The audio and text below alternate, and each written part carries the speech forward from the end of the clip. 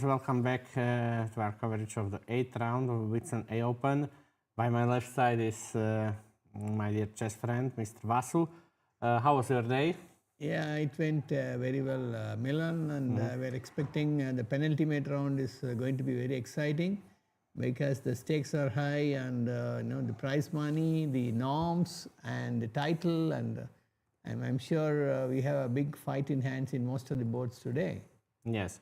We'll start with board number 1, our current leader Puranik against Loic Travadon. Yeah. Oh, he's French international master. I think he was playing really well, especially the long has games. inched his way to first board now, so it's good that he's come quite some way.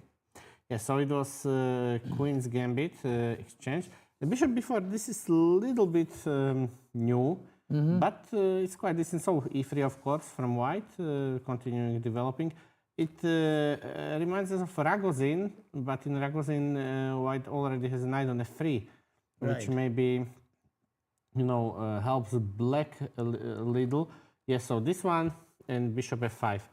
So yeah, even though it looks fairly standard, it's actually not that common position because usually the bishop is back or there is some c6 already. Let's say in this position, yeah, this is by far the most played move. It's also, I think, some bit of a surprise that an hour has gone by and still they are only made 7 moves so far. So I think both are maybe in deep thought. Yes, black is quite ambitious about developing both bishops actively before castling. Yeah, so on the other hand, I believe white could play it calmly, something like this. Let's say c6, and now put the knight on e2. Castles, something like this we might see, but actually now I had a refresh, yeah, so of course they moved since then. This is a calm position, maybe with some minority slow attacks, but okay, bishop d3 happened, c6 exactly, this knight e2, but now white went for a different way. He played f3, so signifying push here. Sometimes it could be also g4, but yes, this is the plan. And so castles. Actually, I would have gone for the other plan, but it's fine. Just that bishop e7, bishop f8 was also plausible, and rook ad1. So this is a rule of thumb: when white plays f3, you should react with c5. Not allow easy e4, yeah? That, for example, if black plays passively, you could very easily land in trouble here. This type of position need to be a bit careful for black. Yes, exactly. So c5, yes, if there wasn't f3, then it would lead to the Isolani. Now there is, let's say, counterweight over here. Still, I like white. I have to say that the pawn on d5 feels weaker, and also, white is already centralized, this clump of pieces. All the pieces are out of the shed, they're quite well placed for gearing for a kingside attack a little later. So Yes. I think white is okay. So and black is not worse either, but actually, as you say, the ambitions you need to check with somebody very solid like Puranik, who has not lost much recently and has been in good form. So I think Travadon has been doing well as well, but he needs to be a little bit careful and cautious about the Indian Grandmaster. Of course.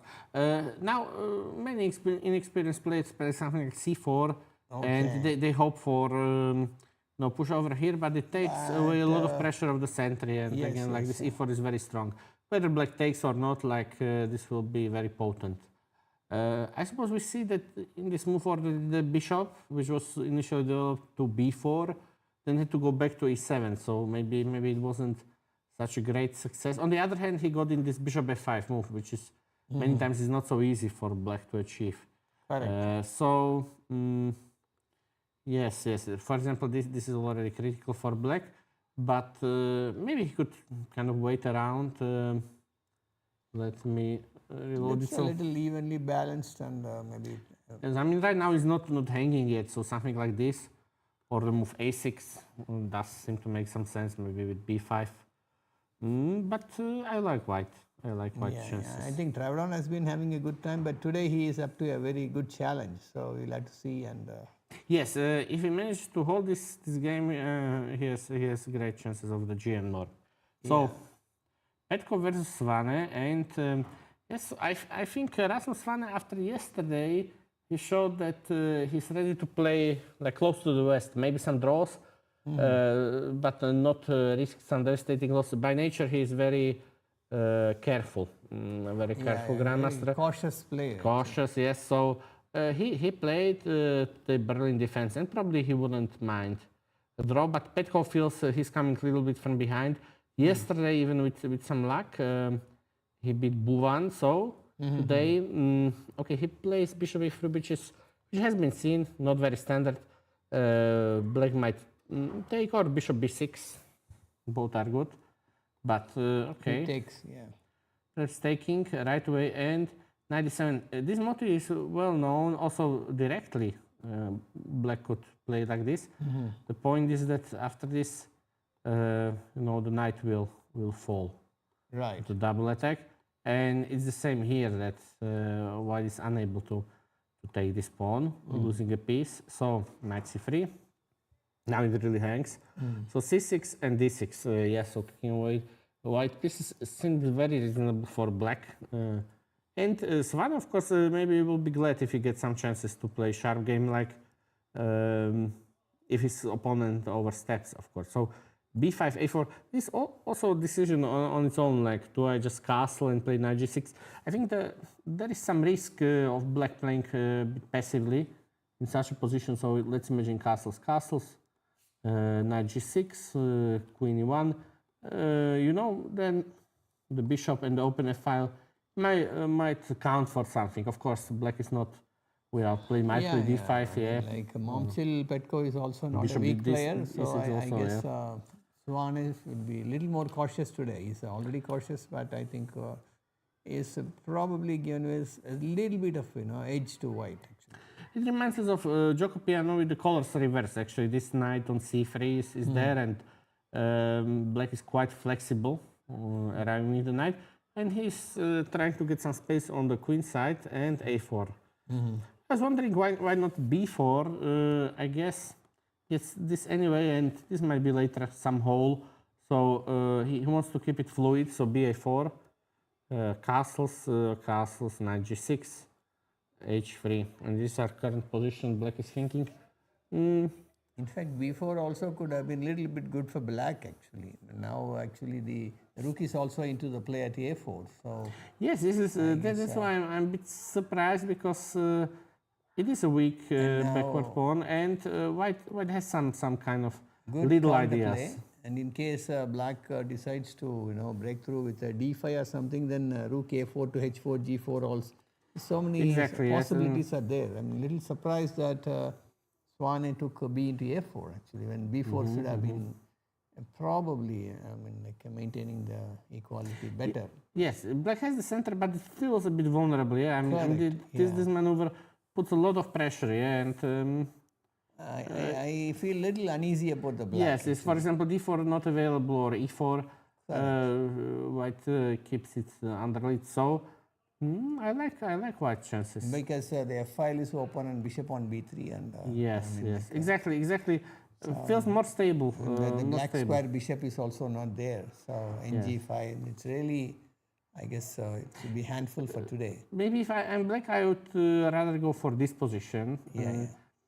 Which at least doesn't give the a file to White. Yeah. I guess it's a little safer for Black, but also I think he maybe thought that White has prepared some line with the long castle, and then you can imagine this king being tucked away on a2, which is just I'm speculating that he might postpone the castle, and so that's why he doesn't want to play. He rather keeps it open, but now White castle short, and he has kind of easy moves.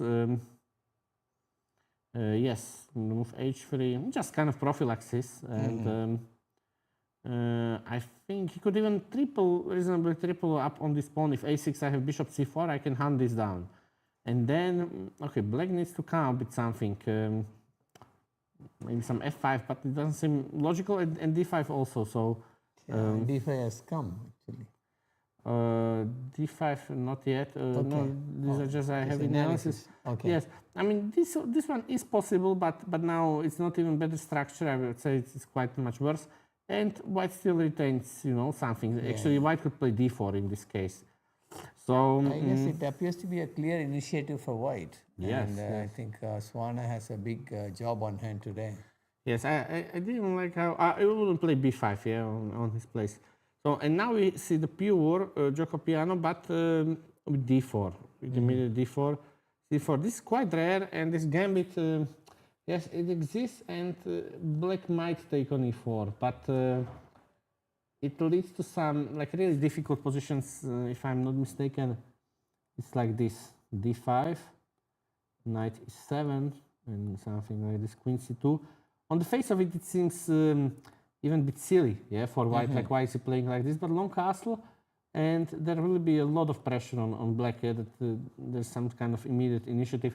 When I saw this first time, okay, it seems like black is pawn up and kind of winning, but it's not so simple in practice. So he played rather d5, practical choice, and we saw Jumanbayev, he avoids theoretical discussions. If you compare this to some lines, I think this is kind of good development for white. We know the old main line by Greco goes like this. And also I think Amar might be wanting to, retain the title. So he probably today he may go all out for the win. Yes. Because in case of a draw, then the boards on the earlier boards will have better chances for the title. Yeah. This is an older time with bishop g5, but doesn't give white anything. It's possible to play also bishop d2 here. And there is an idea, if black takes, I'm going to capture and do this trick. This is fairly well known. And even this position is not terrible for black, but the king is slightly weak. A little bit offside, kind of. Yes. So therefore, black usually takes, and now we have like if you compare this position with the other one, now if white castles, then it's quite comfortable for black. We have seen like many draws like this, so this is repetition. This is quite famous. But if we have it with the knight on d2, okay, black doesn't want to just give up the pair of bishops. And therefore the bishop has to go back. So kind of white profited from this, and bishop a2 fits nicely. I always had a soft spot for these positions with white. That, like many players, they dislike playing with Isolani, and they are scared of being blockaded and then later eaten in the end game. But I think Amur has chosen this line for a very critical game, because this and the next game will decide the title, whether he is going to go for that. So I think he has some special ideas that could surprise Jumanbayev. Yes, indeed. It's okay. Black, on the other hand, didn't do anything wrong. The pawn is not going forward or something. But I like the presence of white pieces. They kind of focused on the king side, and maybe a small edge for white, probably. And I just need to finish development. Maybe something like this. Like I'm not opposed to giving up a pawn in this fashion. Let's say you might imagine now there is a fork on c2 coming up. Maybe this. But basically, white has plenty of compensation here with two bishops. In similar very position. active piece play, center, square control, everything is in favor of white.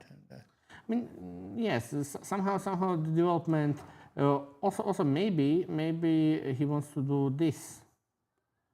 Also this, and b5 sometimes, or d5 might be dynamic options. Also, considering the shaky way he was doing the earlier rounds, I guess Amar should be a bit happy that the way it has gone today. Yes, it's Jumanbayev maybe dodged some home preparation, but entered, I think, a little worse position. Let's look at Sidorica. I think he was playing admirably this tournament, fighting player. So, and he was English with c6 and d4. It reminds us of Alapin, that with colors reversed in Sicilian. So. Why black does it? Because, he could play d5 immediately, but then this bishop remains open for the whole duration of the game. the move c6 makes a lot of sense, trying to push d5 and also building a wall against this bishop. Correct. On the other hand, it blocks the c6 square, so we might see that this knight wasn't happy about this decision. So therefore d4. It's also possible to play knight f3 to try to use it another way to lure black and then attack the, overextended pawn structure of black. But d4 is certainly standard, yes. Yeah, so black might try to play like this, and then even with d5, something like this, for some dynamism, yeah, bishop c5. But I don't like it so much, yeah. So yeah, it's a little too early days, and I think both need to complete their developments actually. This is the main move by far, and here I know one useful trick maybe for the viewers here, like d5. Takes, which maybe not the best. Bishop g5. Now it seems like this came in, but this is a very handy move, actually, for black, because if this comes knight d5, trying to utilize the pin, now comes queen a5. And now, doesn't matter what white plays, he will lose one of the pieces. So this is like actually pretty crucial, because otherwise the center would fall down. Even the usual trick, the nd5, bishop into queen, bishop check, and there is, the king f1 is there, right? Okay. And sometimes when the bishop is on f1, the queen d2 is forced. So when you get back the last piece in the queen's gambit nbd7, there is one trap. Yes, because otherwise I'm playing h6, and now forcing the bishop to trade, and now I am happy. Now this is solid, So this is also playable for white, of course, but rather comfy. In one rapid game, if I can remember, I had similar position. Not exactly like this. It was maybe like knight c3. Okay. It was a bit funny that now instead of bishop g2, which is a normal move, or my opponent played d5, trying to cut me off. Okay. So I played bishop b4 as intended, bishop d2, and actually missed. I played castle, kind of, automatically. I played castle with the rook e8 ideas and so on. Actually, I missed this tactic, which is knight d4, which is a rather difficult motive. But kind of fortunately for me, this is a losing blunder, because it came knight takes e4, bishop takes b4, and queen b6. This is what he missed, and this is double attack. And actually, there is no way to continue. Immediately resigned. So this, but of course, Sidorica is quite familiar. Tricks at the lower side of the tournaments, actually. Yes, because there are some kind of little. I would say considerations that, knight c3 or bishop g2, but this bishop b4 move also exists, and it's like a rather safe way to play. You trade the bishops, you play d6, and you can play this without any theory. Downside is that it is a little worse for black. It's like an old Indian. Yeah, this is possible also. Simply knight f3 and castle, not like this. It's also available, and. I like white a bit, because if this gets traded, it's like king's in it. But imagine, this bishop. Black is a little bit need to complete this development, and pieces are stepping on each other. The c8 bishop and rook on a8 still needs to find their way. Of course, he might continue like this, but also I don't like queen a5, to be honest. Later on, might be kicked, or there might be some even tactics for white, and. Yes, I give advantage to Sidorica here, also considering that I might prepare f4, maybe in h3, g4, kind of massive pawn push. And don't see what black has in return, the center is in white's hands. So exactly. I think very good chances. Can we see what the engine says here for Sidorica? Yes, it's just a moment. We will reload it. And this is very strange. Why is this minus 0.5? This is like some strange engine. Slightly tilting for black. Yes, now it's tilting for black. So this is the reason. But he didn't have to play d5. No, wasn't d5 a big mistake? Knight ge2 is the move. Yes, and then some advantage for white. But okay, this is definitely not worse for white. Trust me on this. But after d5, he faces some, because I didn't realize this is like so strong, Yeah, engine has its own way to evaluate actually. It sees maybe a little deeper than humans. And, Yes, of course. He sees some, unexpected counter chances, b5 in both cases. But I struggle. Why d5? Because he can, this is not really a move, and he could decide to play d5 later. correct. Yeah, and maybe I don't want to play this move because I give up a lot of. He appeared to play in a little bit of a hurry or something. Yes, I think there's definitely a positional mistake here that you might regret. Even so, okay, I would rate it as equal. Like, yeah. Has Black played that b5? Yeah. He's thinking. Probably important to take first. Yeah, that's so that the white has to decide. Okay. If I take with the knight, and it also doesn't look crazy, but maybe engine is brave and taking this pawn. Yeah, and then like white hasn't finished development. Like to me, the move knight g2 is almost automatic. Yeah. I don't want to put it to f3 because I could have done it earlier. And I want to have like the bishop. This is like typical setup, yeah, which I want to have. Somehow white appears to be a little bit slow, but black, if he manages to bring the c8 bishop on the knight, then probably. I guess d5 is some bit of a giveaway, kind of. Oh, he's entering action without being prepared for it. Maybe he thinks that this is weak, and maybe he expects black to play c5 after which, okay, this is really nice typical plan of pressure. But cd5 is actually very strong. White is not ready for this to appear on the board. So, but black, of course, doesn't know that this is a critical moment and he needs to invest the time and evaluate the various structures that yeah, we have seen the earlier moves of black, which is not up to the plan. But I guess probably after d5, he may suddenly wake up and try to get something for him. Yes. Okay. Let's look at Sivashvili, who kind of. I think he was also lucky in several games, main end games. Yesterday he grounded out a win in symmetrical English, and now he plays English for white. And this G3, there is an iconic series of books by Grandmaster Mikhail Marin, and he suggests to play C3, C4, and G3, the second move on every setup. Okay. Yes, really. Even Marin is a famous author. Yeah, I think even on this, like he was saying, G3. Okay. And somehow, yeah, I mean, it's possible. But on this, so after knight f6, g3, so black already knows what's coming. So he could play e5 as in the previous game, but c6 is logical, yeah, actually, immediately. Trying to play d5, he will see about e5, whether or not, yes. Right. So now knight f3, actually. It's possible to start like this, and then black might transpose, or playing d5 as just in our game. Knight f3, d5, bishop g2, and now dc4.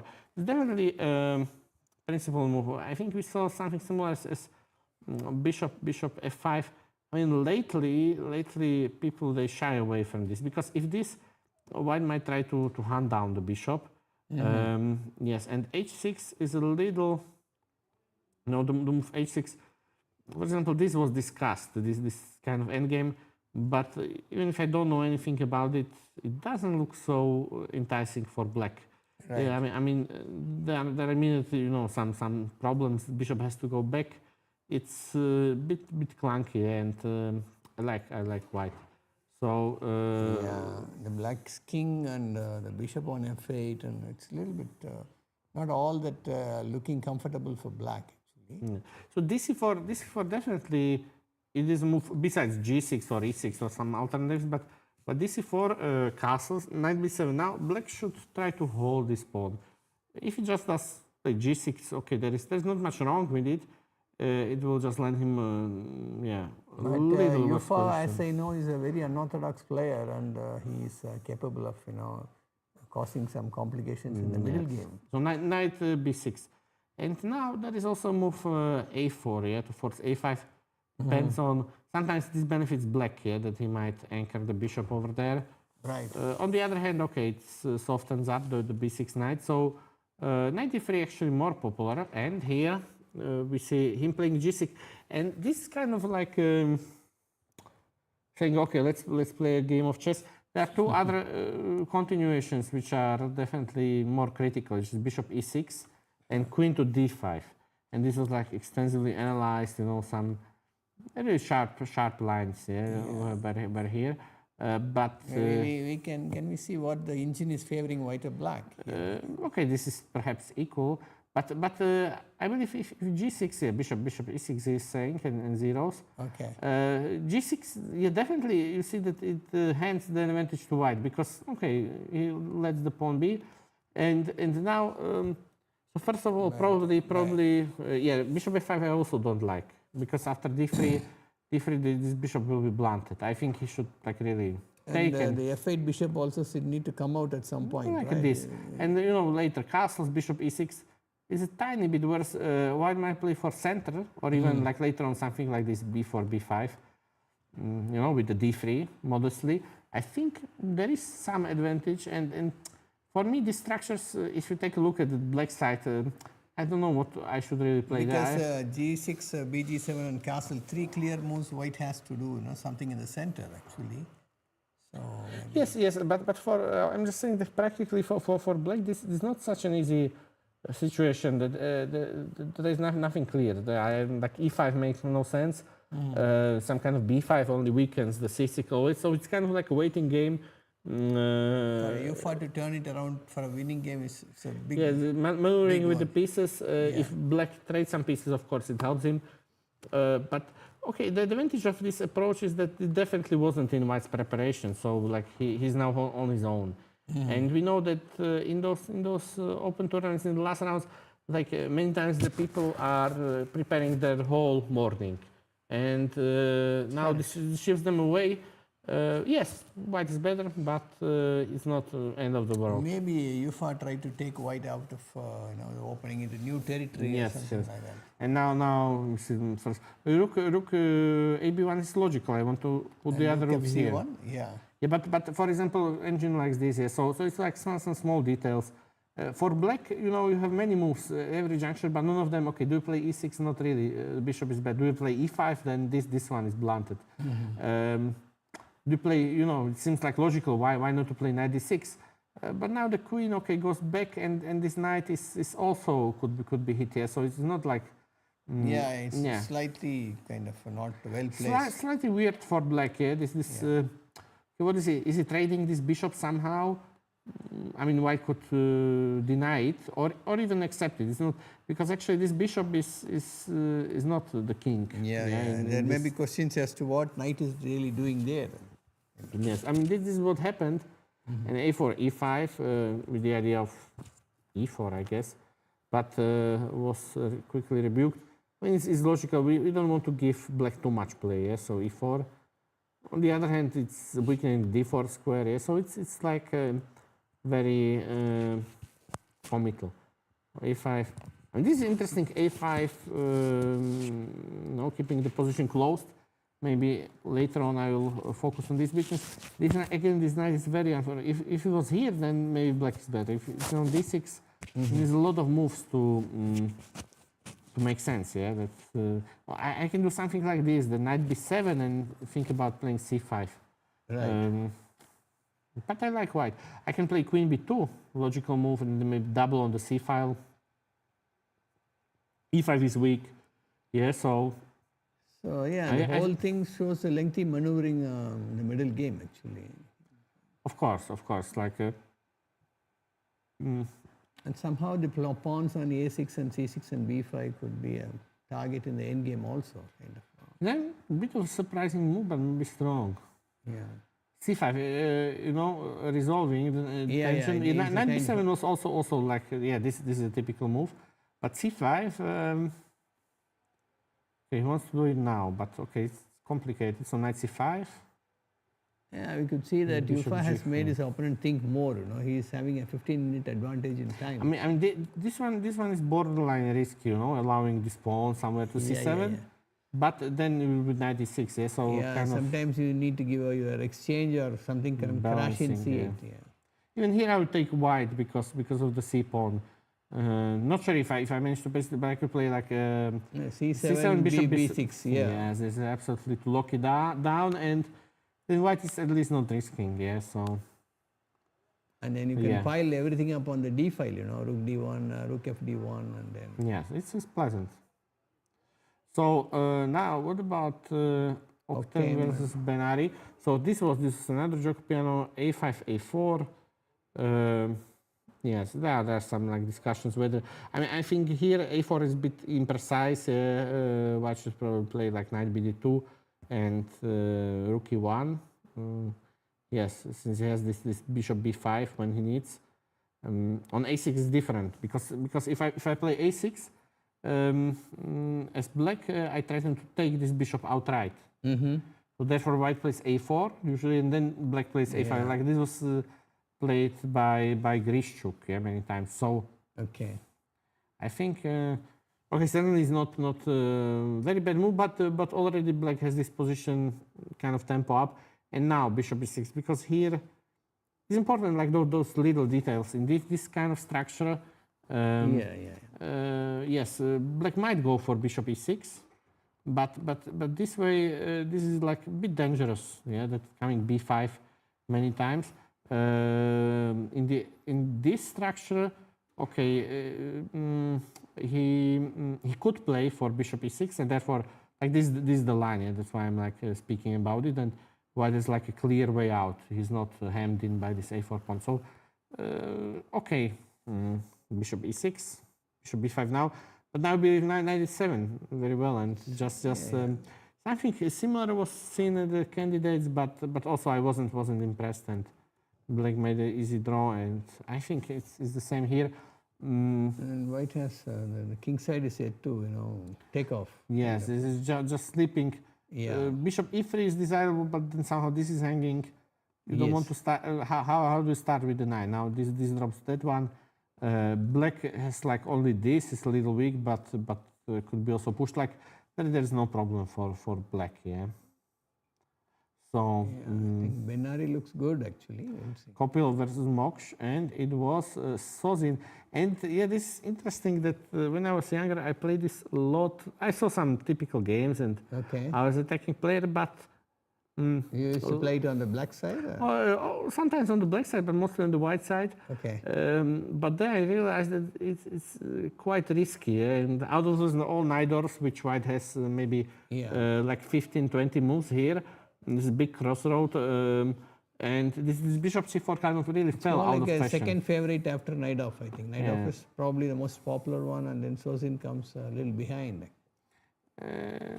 Here much more popular are other moves, but it's a huge jungle. So bishop c4 and e6. I mean, it was favorite of Bobby Fischer. He liked to play here with bishop b3, and actually he won.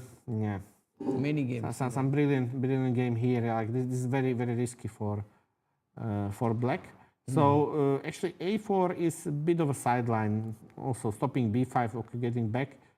But this shouldn't be of concern for Moksh. So bishop d7, I don't see anything wrong with queen c7, knight c6, all those moves. Bishop d7 looks for maybe more solid kind of play. Because this bishop. Sometimes I want to be able to shift to the, for example, bishop b3. I want to go this way. Yes, and if he goes bishop a2, I prefer knight c6. I'm flexible with this, depending on where the bishop goes. And indeed, also in this variation, I still want to be maybe able to do this. This is much more harmonious, like a hedgehog position. Of course, we need to calculate like what is this. I'm not sure. Maybe this is decent for white. Many times, like it leads to some unclear positions. But at least in principle, I want to. Maybe I could even after bishop b3 still play knight c6 and knight a5, something like this. This is like very typical and without any problems. Bishop d7, so f4, hinting at e5, but now f5. I'm not sure about all of this. I mean, putting pressure on e6. White is showing good attacking intentions, and black, as we know, Moksh is actually playing the European circuit mostly for GM norm purpose. So I guess both may go on to have a fighting game and try to play out for a result. But white looks quite okay right now. Actually, black needs to do more work. Yes, like usually white tries to avoid this trade, something like this. But I'm concerned also that black might transform this position. Yeah. So for example, d5. Now it's completely different. Okay, maybe temporarily white is pawn up. But I think black is very fine. Sicilian, as we have seen in thousands of games, just one move can turn it around. Actually, of course, it all depends on one move. Very sharp. Knight d4 is possible. Knight e5 is possible. Okay, he did this. Kind of giving up the e5 square. I mean this d5 square. Later on, we might imagine a situation this knight being traded down and white really occupying the center. So I played even a5. I like it. Yeah. So. I think white rather outsmarted his opponent. Bishop b6, bishop e2, bishop c6, bishop f3. Of course, black is countering here, and maybe he's hoping for some d5, but he's not going to get it. Yeah, I'm pretty sure. There's some bit of a cramp in the king side as well. Yes, he's cramped. Now it's also crucial to watch out for this. And many times black can, this is very powerful redeployment. I'm also concerned about this knight on b4, this kind of lonely soldier in the field, but it cannot be trapped somehow yet. I think Kopylov can really make it very difficult for Mox if he plays very accurately, and because there's nothing much he can do on the queen side, and the king side g4, g5 looks very dangerous. And yes, so we always have to check, like, what about d5? Yeah. But maybe white could be greedy and just take a pawn. Yeah, I don't see much wrong with this approach. Well, that will dissolve a lot of attacking pieces, and yes. I mean, of course, this is not so clear. I could also play rook ad1, trying to pin down. This also doesn't look very pleasant for black. Yeah, there's some knight f4 which needs to be calculated, but queen doesn't have too many squares. Yes. I mean, this is trouble for black. This is not possible to save. So. Yes, queen 2 might be a good decision. May I just look at what Stockfish says? What is this? This is completely. What is the idea here? Take rook c2. Yes, but okay, this is not the position. I just played queen e2, in this position. Okay. But the final position, whatever g4 was. Rook f2, but now d5 works. Yeah, so it's now different.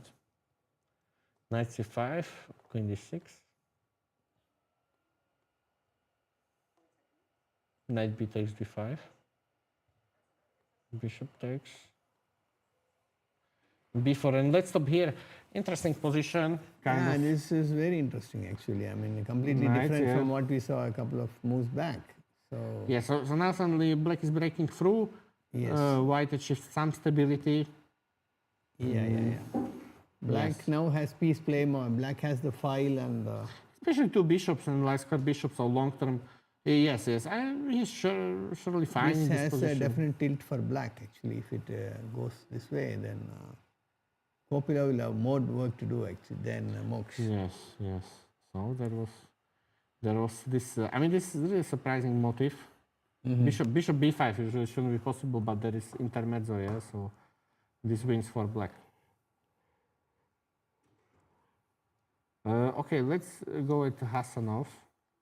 Okay. Between two Germans, two good, hard-working Germans. Yeah, so this was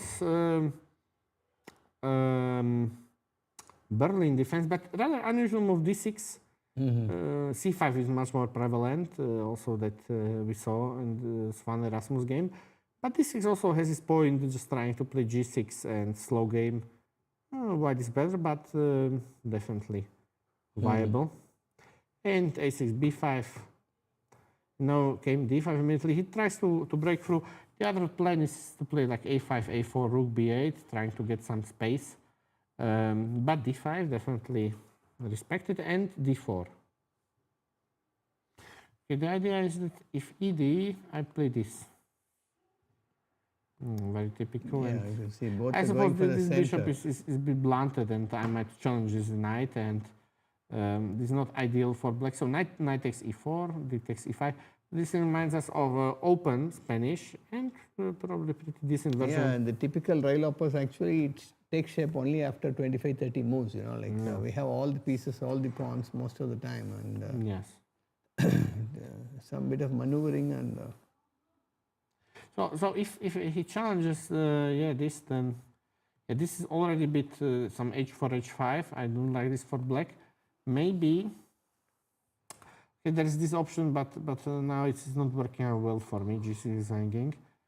So this I don't want to do. Maybe there is time to go back. Yeah.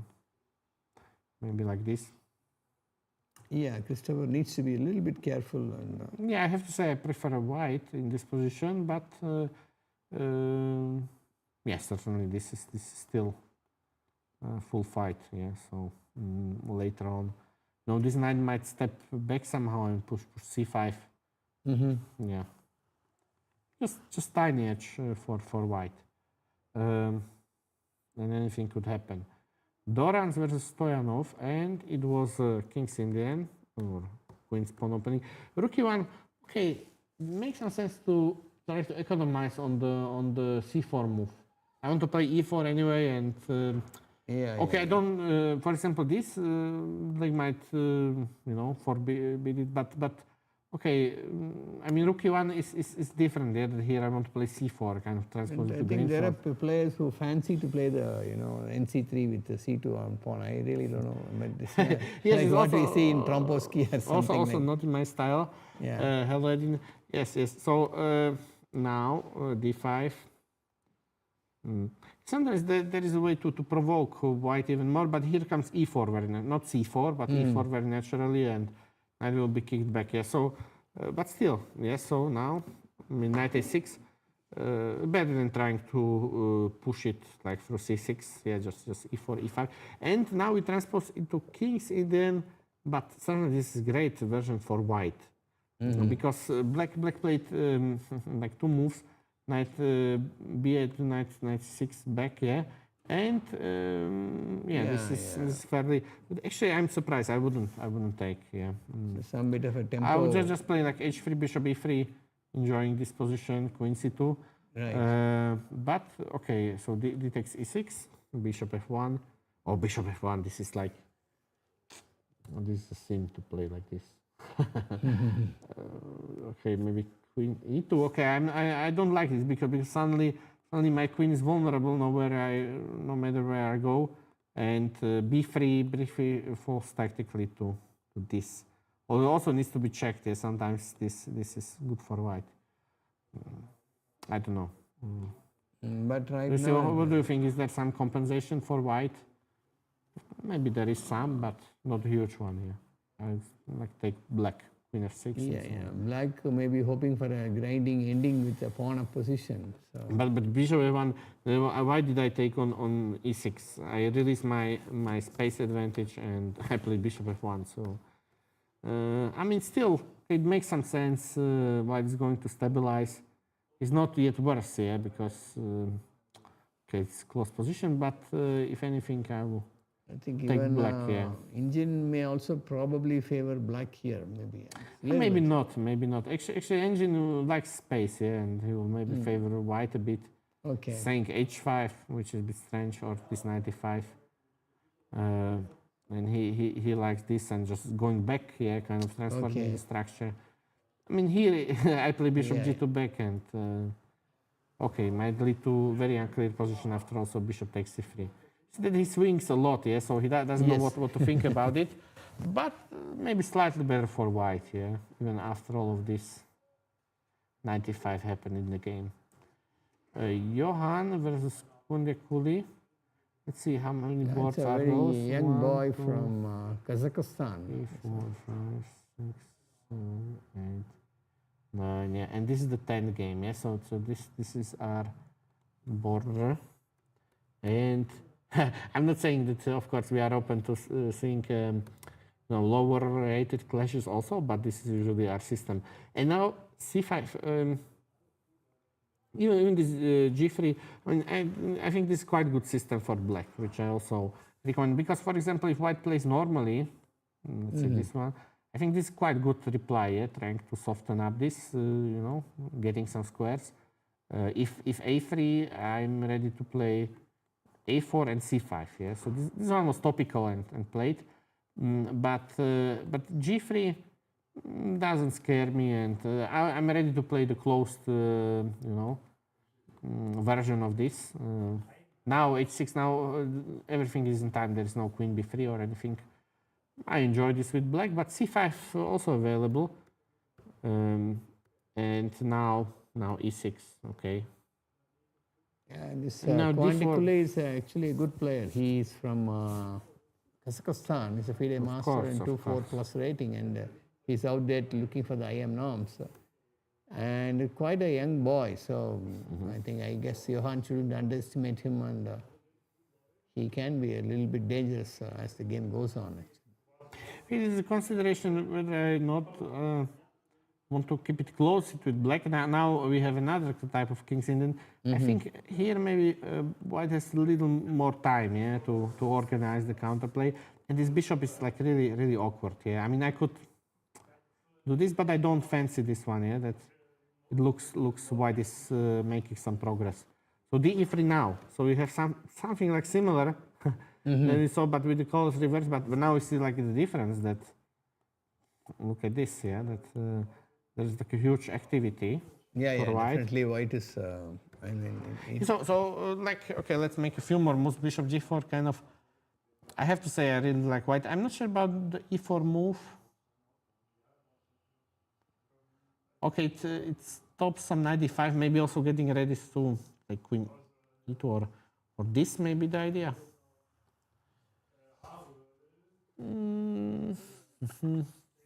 Okay. Basically, these kids, they are well up in the theory, but mostly it's, they lose out on experience. So I guess a long game would be there, of course, because I know Danis normally plays till the very end. So.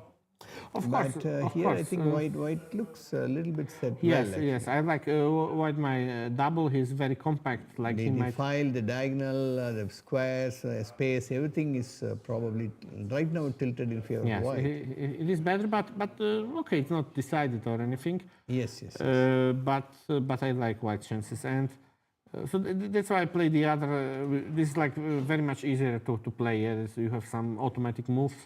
Very schematic, yes, and you don't have to, like here black had to solve some difficult choices, and okay, he went for this one, and I like white somewhat, yeah, so okay, so this is the current state of our first 10 boards. I think compared to yesterday, we can see a lot of blood on the board. Maybe we can just see what Puranik is, and then we can wind it up for a break. Yes. So Puranik, okay, he was playing this f3, and I liked it.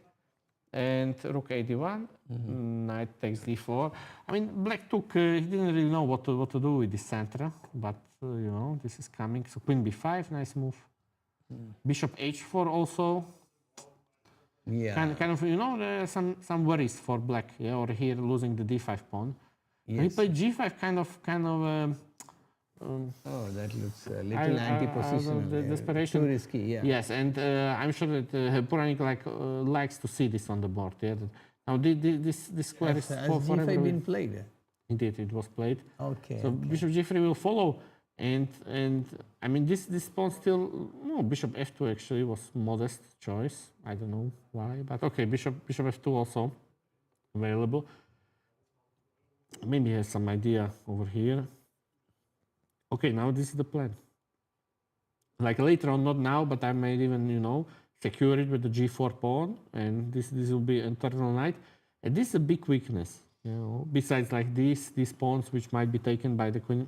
Like, if I'm black, I'm not sure what I'm doing. I guess I think g5 was a little bit...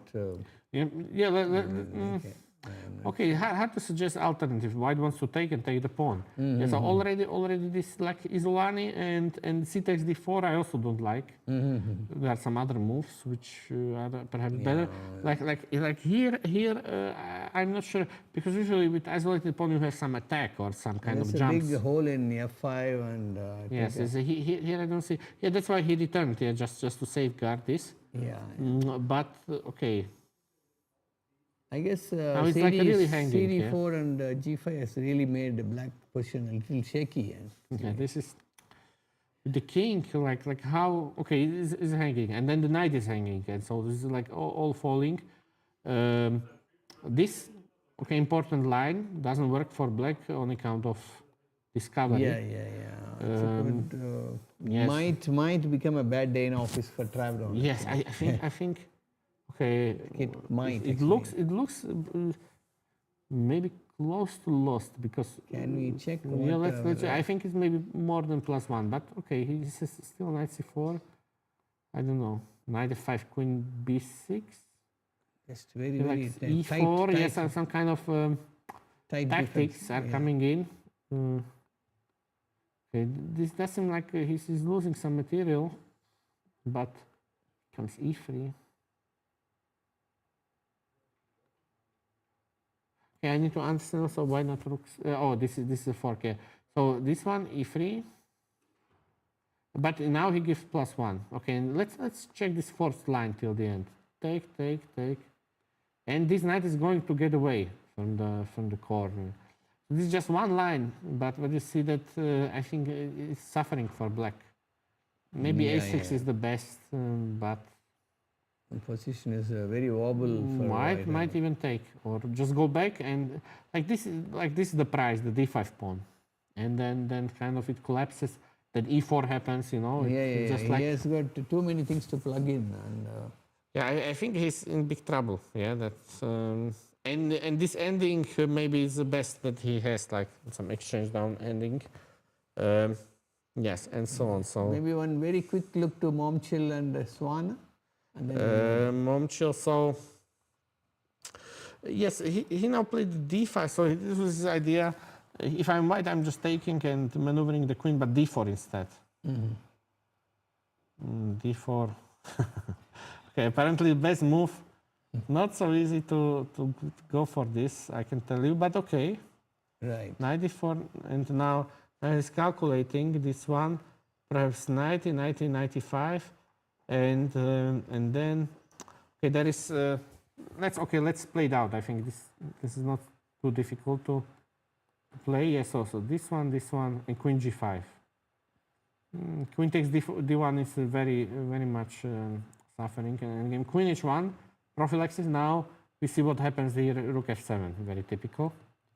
But otherwise okay. For example, bishop e6. This one is a nice position. And pawn up for white. I'm not saying it's winning, but of course. I think some concern I notice is that Momchil has 45 minutes more than Swana in time, which is, I mean, like. Yes, also he found those moves relatively quickly, so. Yes, this one is pretty convincing. Maybe the point of discussion with your next yes, commentator. Of course. Now we'll get through it. But something similar. I mean, you have to take out this knight. It's almost forced, yeah. And now, okay, let's check the alternative of taking. But I mean, here losing a pawn is much worse news, and the ending is like really bad for black. I think it's lost. I think probably Swana will be happy with a draw, but how he's going to make it is really. You see, this is all bad. So queen g5 is like the only move.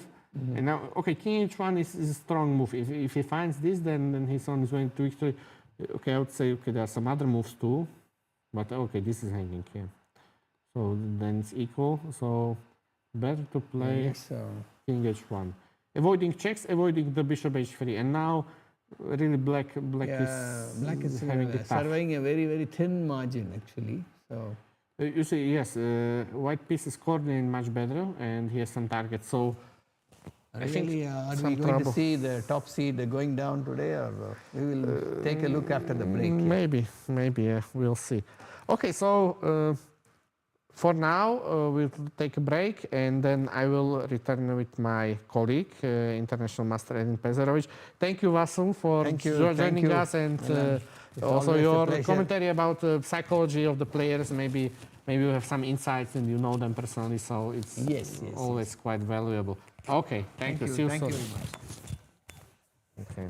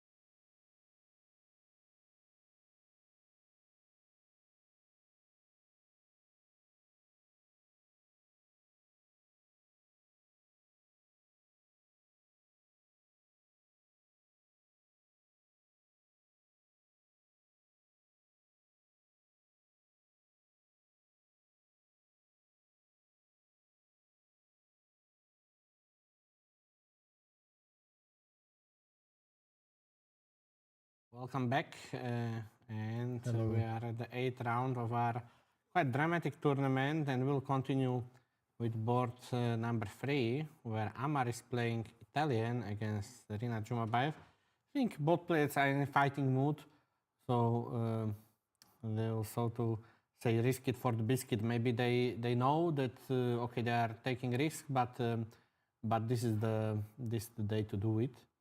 And Queen b5 happened. Interesting, hitting the bishop just around this way, and now d5. The isolated pawn usually is not so weak. I mean, there are always some counter chances, but d5. Okay, so the knight must go back. Perhaps only this is the move. I'm thinking, okay, is this possible, or is there some problem with this move of white? I mean, it seems that should be something, but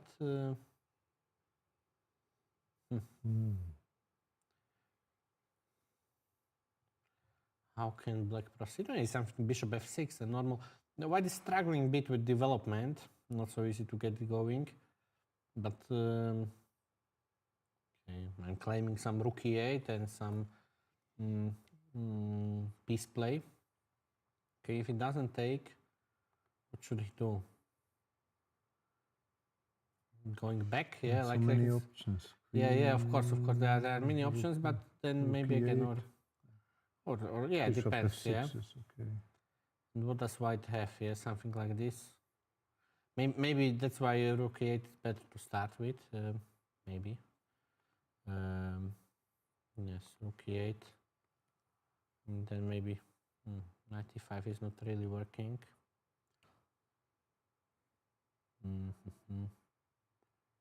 Yes, now it seems like exposed for no reason. I think he should take on pick up the gauntlet, but I'm not understanding this so much. Like, okay, I know that black has some compensation, but what exactly will be the plan? Maybe some queen d6 and then rook e8, queen d7.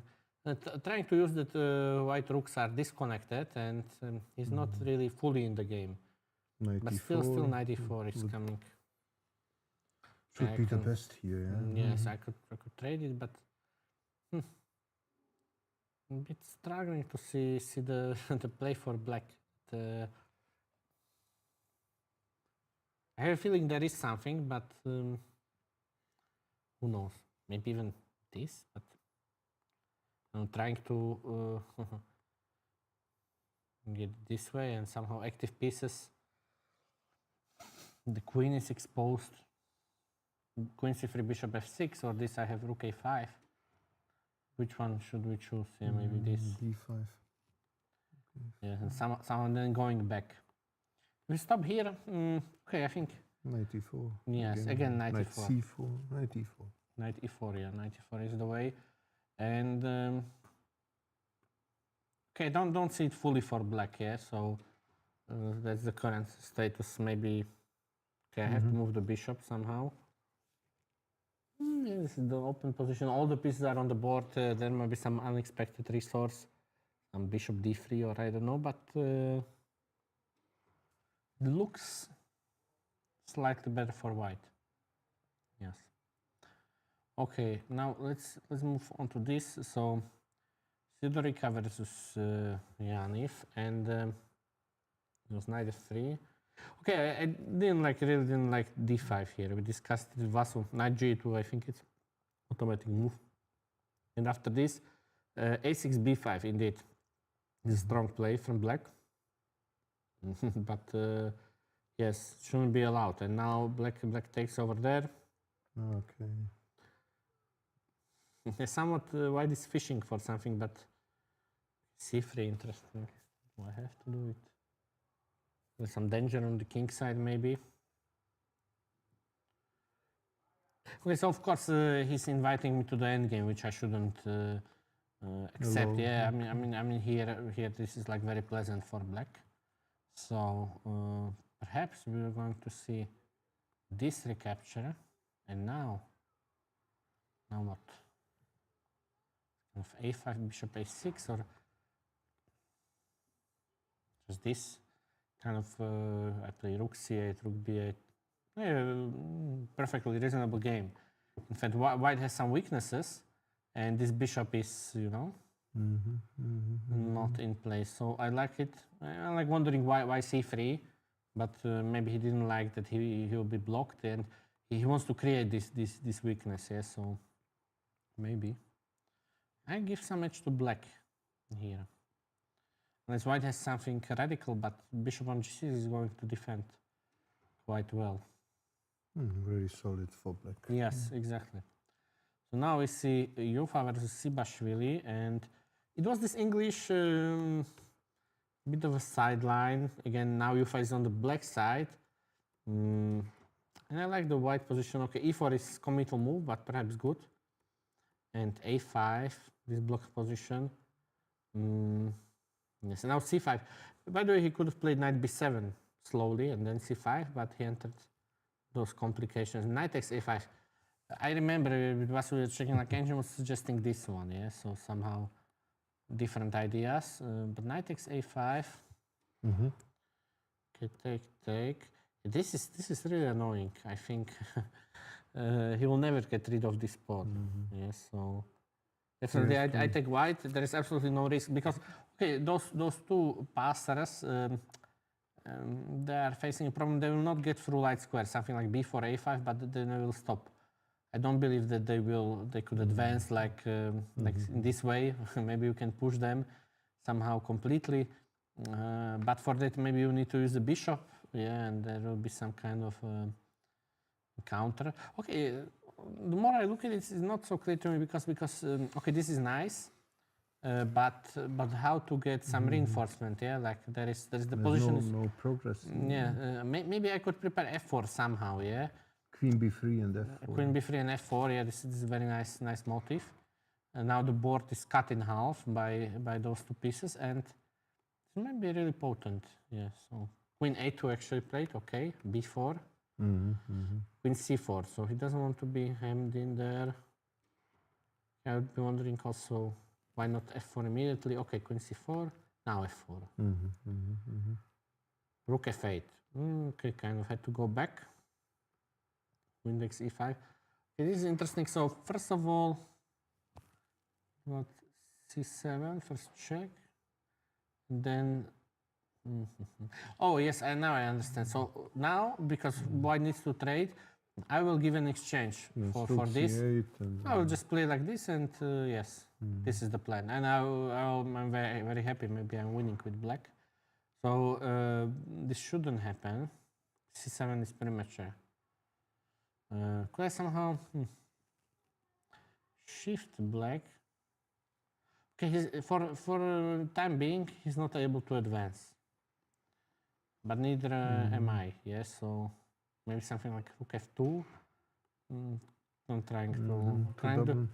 Yeah, I mean this is a weakness for black. I mean, but at some point he will abandon it, yeah, and he will try to push the pawns anyhow. I mean there is some danger here. I mean after his transformation, because of the queen trade, yeah, and then all the endings are actually pretty poor for white. Maybe he should like step away, you know, and just deny the queen trade somehow, and aim for some c7 tricks. But really, I don't know how good is this for white. Somehow, I'm losing faith in it. Like black is really centralized and very hard to organize this c7. So, I mean, white queen definitely doesn't want to blockade. You see, this is like now healthy for black. But again, like it might be like this. This is the Achilles heel of black. Yeah, so needs to return. But once this is achieved, difficult to move. Like, for example, even like totally, I could now a4 actually, but you know, maybe this rook. Just to illustrate, I want to play like this. And completely now, this is much better blocker than rook or the queen. Yeah, now this is like fully blockaded, and I have free hand. Maybe even for taking a look at this king. Yeah, this is not so far-fetched. So. So king g7. King g7, yeah, opening up the h file, yes. Playing on the dark square, very, very typical. So actually, got a nice play done, Jufa. This one was quite decent. Somewhere around here, I thought that okay, it's better for white. This, but okay, not so clear. Rook EB8, Slightly advantage. Queen A2 indeed. Okay, B4, Queen C4. Okay, he likes this approach by white. But oh, this was a mistake. Maybe F5 indeed. F5 I like more. I look at it because it gives you some kind of more options. Yeah, this was clear mistake. Also, it opens up the bishop. Yeah, which is kind of to black's advantage. Yeah, so. Yes, and then. Would have been better. Yeah. Yes, let's say the position is equal, but yeah, either side could win. So dramatic 8th round. Usually in the opens, like really, this is where it's decided. So I saw this by Octem, and I thought that black is absolutely fine, which he is. But okay, maybe It was a Sveshnikov. okay, this is some kind of a mistake here. It was Italian. Oh, It this was yes, Italian, it was Italian, but slightly weird. Yeah, and that's why the Oh, structure. okay. Yeah, so like this 97. I think white played it a bit inaccurate, and black got very decent endgame. Yeah, so okay, this is probably recaptured. This one was, Of course. this one was. Let me reload it. And has Yeah, to so- take on B4 when rook Yeah, B8. this one was manually entered, yeah, but yeah, I mean, this is the same position now. Position now. Okay. And the white to play. Okay, like not so easy. This is weak. This is weak. What do I have? Not very much. Especially this knight. Like if you take a look at black structure, like this knight that doesn't have anywhere to go. This Also, knight the also other one, passive. So now is the question of minimizing the damage. Maybe I want to play something like this and force the rook trade. But I'm losing also the e4 pawn. Like what is this? Yeah, so this is a big weakness, and I'm not. Knight G5 and Yes, maybe. And then anyway, F3 trying to, better for black. yeah, I mean, I definitely better for black, but maybe even much Okay. better. Yeah, because now Okay. knight is trapped. And this is coming, and okay, maybe bishop Maybe b4. this one, yeah. Then you can attack the other one. Yeah, so I'm attacking multiple. Yeah, this seems like he's getting away with it slightly. The yeah, only so- way. Yes. Maybe. Yeah, definitely the only way. And maybe not bishop b3, maybe c8 bishop b7 somehow. At least I want to win one pawn with black. Yeah, to be okay. I'm already one extra pawn, but don't want to let this to be traded. Let's say knight b7. I mean, if you play f3, then I switch away. So maybe you take and something like this, but no, f3. F3. Now d5. Okay, you can give up the second pawn, or you can trade it. But this one is dangerous with the knights. Looks good, yeah. Not sure it's winning, but close to it. Yeah, that's like big advantage for black. Yeah, definitely big advantage. And okay, like what was the mistake? I was explaining this that here I believe a4, because this is the line that the a6, a4, and then a5. I mean, if you play a4 immediately, you don't need this move. Yeah, in other words, because here after a6, like this is a threat basically. After a5, you can play like this, and this bishop has this square. In fact, like this is maybe beneficial to leave it open and instead make some other moves. Even bishop g5 is better. Yeah, so this way. And also with the bishop b5, okay, like after all, he could play like take and it's around equal. So maybe asking a bit too much. Taking in d4. Yes. Was okay. You mean here, yeah? Taking in d4. It could be, yeah, maybe. Has to take probably. Yes, and I have this nice square. So that's why like a4 is not what he wants. Yeah? It's slightly even like this type of positions are quite fine for black. Yeah, so And I've seen queen, this. queen b3. Queen instead of b3. instead of capturing on d4. One here, queen b3. Oh, some kind of attack, but The e6 is hanging. okay. Queen Maybe e7. if I take this, okay, you want to capture and some kind of mates, but no. Knight g5. Knight g5 I have this. No, first take on e6. Okay, I go this way, and my next move is queen e8. You can take on c3. Yes, you can do it, but I think black is better. Yes. Somehow nice pieces. So Knight g5. Queen g6. maybe just this. Yeah. H6, So you need to trade it, and bet endgame awaits. So so really it's like small things. Like of course he can play this or this or some other move. It's Italian after all. It's there's not one way to play it. Yeah. So like even this what even I don't think it's so bad to go back. Yeah. but even if he gets this, okay, it doesn't seem so bad. Yeah. Like this. Okay, maybe black is already ahead. Yeah. But maybe not queen takes d6. Yeah. Maybe just queen e2 or c2 and then knight a3. yeah, and somehow, but it's like already the roles are reversed. Yeah, black has the initiative. Yeah, that's the knight feeling. a3 and bishop g5. Maybe. Yes, it's available. It's playable. It's okay. Yeah, but what he did and rook e1 already this is a sign that something has gone wrong. I don't want to play rook e1 in such a position. You know, it's b5 like. B4 was yes, but anyhow, it will be backward pawn, you know, which will be targeted. There are some holes. This is all very clunky for white. This is. I know how does it feel like? Imagine that you are sitting here in this position. You have no activity, nothing. You have very poor endgame, yeah, and it's like you are never going to win. Maybe you are going to draw some of those positions, but it's very tasteless. You don't have any activity, any joy, yeah, from this position. Yes, okay. I think he's losing one or maybe 2 points, at least one, yeah. And I think maybe something like this is actually the best that he could get somehow on one wing. Even this is like kind of central pawn, yeah. And really hoping for long drawn-out fight, make a draw here.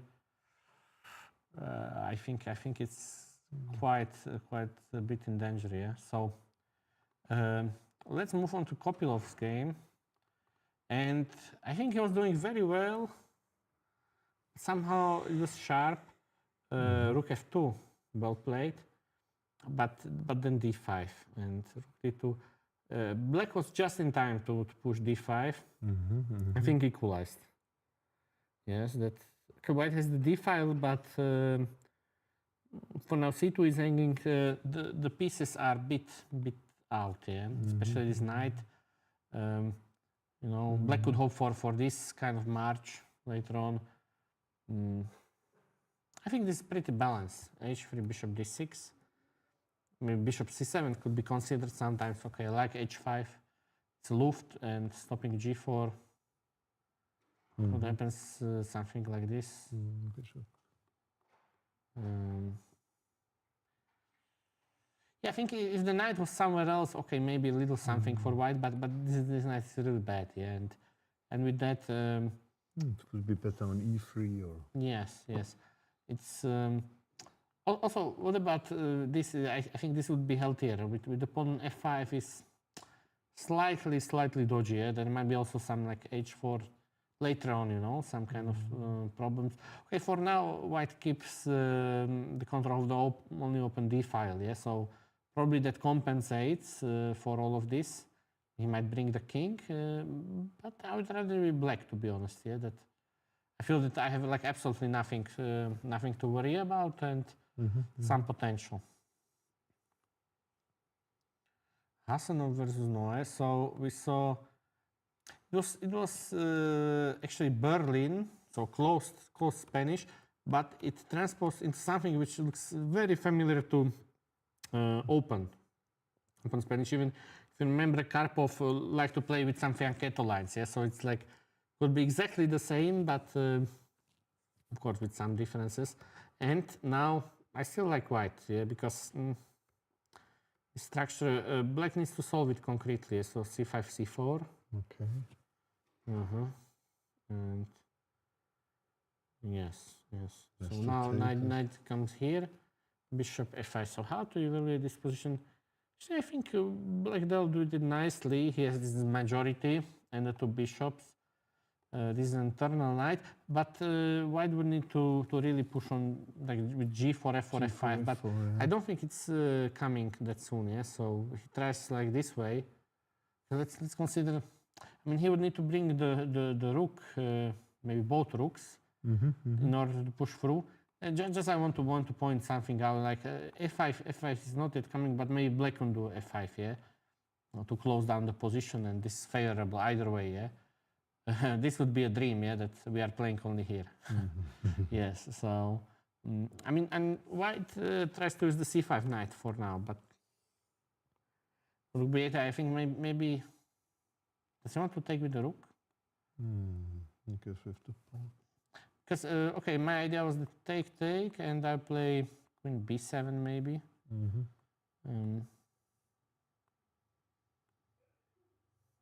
No, something is reasonable. With some knight a4 lines, but also possible to take simply with the pawn. Mainly what he's suggesting that he's trying to play b4. Maybe white should. I mean, I was thinking about this, that it allows the queen to the b4 square, which I don't want to do as black, you know. That somehow now I feel stymied, yeah. So maybe indeed he wants to take it with the rook and give up this pawn. What is the correct way to take it, with the knight or with the rook? Both. Okay, maybe here I go immediately rook b8.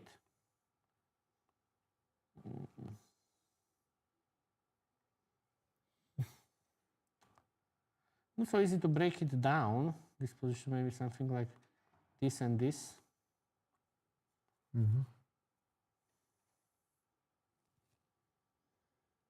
I think quite balanced position. If he takes with the knight,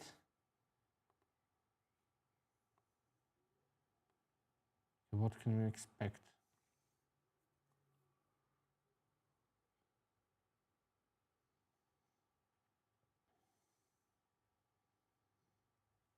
If queen a7, when? Knight Yes. c7 is possible. Knight c7 is a nice reply, yes. Knight c5 you will take on a1. Yes, this would be ideal. But this one? But this one, like take, it works out for the white because of this pawn, yeah, kind of. Maybe something this going that way. At least that dangerous for black. This king is safe now, and black is facing some threats. So. And if you take on b5 instead of a1? If you take the rook? Yes. So here. Okay. Not on a1. No. Take on a1 and then take the rook. Oh, this way, yeah. Maybe it's easy, and then knight c3 or knight d6. Yes, it's even this. Yeah, I mean, both are good continuations. I'll choose the first one. Okay. But okay, and here I maybe. It's okay for white. You can Of capture. course, it's okay. A5 Okay, yeah. and then It's okay. The question is bishop if d2. there is some advantage. Yes, so knight a6 maybe is better. Yeah, and so actually in the game he took with the pawn. Then With the pawn. the queen before is coming. I'm not sure I like this for black because I'm a bit stuck. I cannot even challenge this knight. No Yeah. counterplay. Yeah. The This king's is side. the bishops are not contributing now, and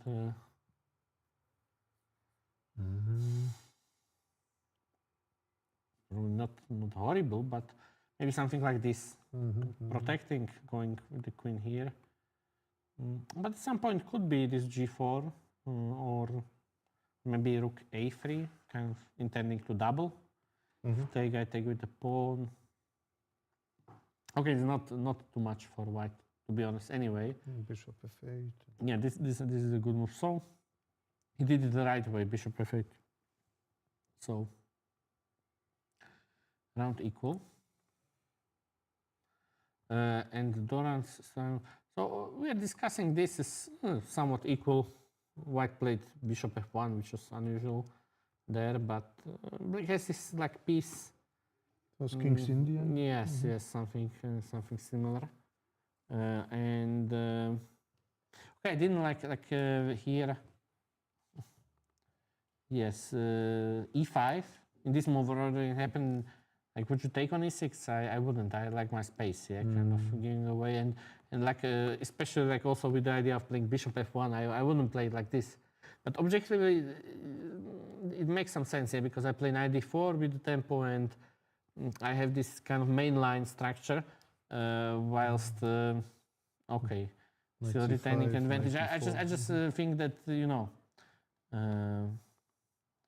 yeah, some other move here, bishop g5, bishop e3 is just better for white. But okay, he went with this one, and in the current position, I like white. Two bishops, a bit more space. Black is banking on this knight. As you saw yesterday in Octamega's game, like even if the position doesn't look so great, like this knight can do wonders. Yeah, later on, it's a stalwart, and okay, Black is playing just some kind of waiting game, maybe queen e7, b6. Yeah, but he cannot really jump because it would play into white's hands. Johan versus Kwandikuli, and we saw c5. I would play with c6 with Black, but it's just a matter of preference. I still thought that it's like relatively equal, maybe slightly more pleasant for white. I mean, I'm not.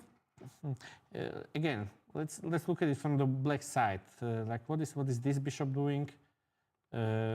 Also, I don't know about those pieces. There's no perspective, yeah. And white maybe could improve on the queen side. Or some b4, but it's not anything imminent. Yeah, b6, queen b5, queen c8, and now he went for a5. Okay, now he indeed has a pull. So this one. Okay, take on e5. Oh, bishop f6 probably. But So I can take. Of course, like I have some dangerous moves, even knight c6. b7 first. Maybe it just looks complicated. Because I think he doesn't want to do this. I mean, actually, white could have started. Okay, now we start to understand. He had to play AB because here a6 is going to appear. A6, b5, yeah. So that's why AB. But now he really wants, like, this is great for white. Yeah? E5 could be happening. This big pressure. So he needs to insert the move. Now I'm not really sure about this one. Maybe. No, there's bishop d4 check. In the end. But there's knight e7. Oh yes, of course. And you can also sacrifice on f6. Yes. No. This is bad. This is bad. So he's going to take like this. Maybe anyway. Knight c6. Maybe looks dangerous. This is a cheapo. Anyway, knight c6 you want to play? Okay. Now I step somewhere else. Maybe here. Okay. Maybe some. I don't know how good is this. Okay. Yeah. Want to play? But then e5. Yeah, I really like white. Even if there is nothing concrete. I have like full control. b6 is weak. I'm invading the a file. There's no check. Like there's like what is Black doing here? There are like huge threats already for white. So yes, I think somehow Black shouldn't allow this a5. Like even this position, okay, it does seem maybe uncomfortable, but not too much. Yeah, I mean somewhere around here he went wrong, and yeah, really white is pushing in like with a6 is undesirable, then queen b6 and so on. Yeah, I think it wasn't easy. Maybe not rook d8 or something, but White outplayed him positionally, yeah, and I think he's suffering just little bad position for Black. Yeah. So we go. Yeah, just let's check this. This is already win for White. It was it's knight c3 first move. So some kind of Vienna, and I know it's popular that Not f4, okay. yeah, this d4 and queen d3. Okay, I don't like it for White, but this d5 probably wasn't really working for Black. Long castle, yeah. Okay, this has to be great for White because also c7 is hanging and okay, this looks to be lost because bishop c7, bishop f5. But okay, this Knight a2. knight a2 would have been trapped, yeah. But now this and this is basically game over. Yeah? This is coming. d6, knight e4. So this is a bad opening for Black. Maybe he needs to redo it. I suppose this d5 wasn't working, yeah, and the rest was easy. And that I have this d pawn for free and nicely done, yeah. So, but for strong players, yeah, this is automatic, yeah. So, okay, so now let's return to the top and Puranik versus Travadon, and this is shaping up to be a big battle. Right around this point, those queens gambit declined and or exchanged, and now he forced g5, and I really liked White's position. Knight f5 was definitely principled, so then maybe queen b6, but okay, he did rook e1, little slow approach. Now take. I mean, I was trying to get at this pawn. Let me check if I do the same. Probably queen b6, and if this, I go back. Okay, I'm kind of keeping it together. This is a nice knight. I still like White, but it's not devastating. So he played knight cb5, a5. Okay, just keeping the pawn, going back, and queen b4. So he's suggesting the queen trade. Yes, then But it will he be solid. refused. Yeah, this will be solid for Black. Actually, White tries to highlight this. Yeah. The first side, okay, it looks why not bishop g7, but there might be some knight. Yeah, knight f5 also. Yes. Knight f5. Yeah, probably it's okay. There's queen b3, but Also knight d6 after knight f5. yes. There are some threats, and the rook would be hanging. But okay, how could White improve it? Okay, because this may be the move I expect. Okay, there is not. So I don't want to move the knight. No, I move it over here. This is a nice idea. yes shot, and now but it's losing a5 pawn for not very much. This looks pretty bad for Black. Queen a6. Maybe he even overlooked this move from distance. This does look like trouble. Okay, then this will be passer, also supported by the knight. Yes, so you can imagine this is like a great setup for White to push. He'll get to b5 easily. Yeah, You have the right bishop. And yeah, supporting just pawn up, a big advantage. Yeah.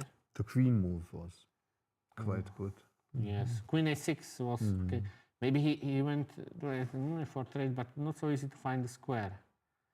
I mean, already White got a lot large advantage. If you go back to the opening, like once more, I saw okay, maybe it's possible to play even here with c5, but I don't really like this line, and I think White is a bit better anyway. But okay, maybe c5, but I really don't like cd4. I want to play some a6. I want to wait. Even sometimes I want to give up this pawn and achieve something, maybe or rook c8. I mean, as it happened, yeah, queen b5 was a very important move, and then if he has to play g5, it's like, okay, do you trust it?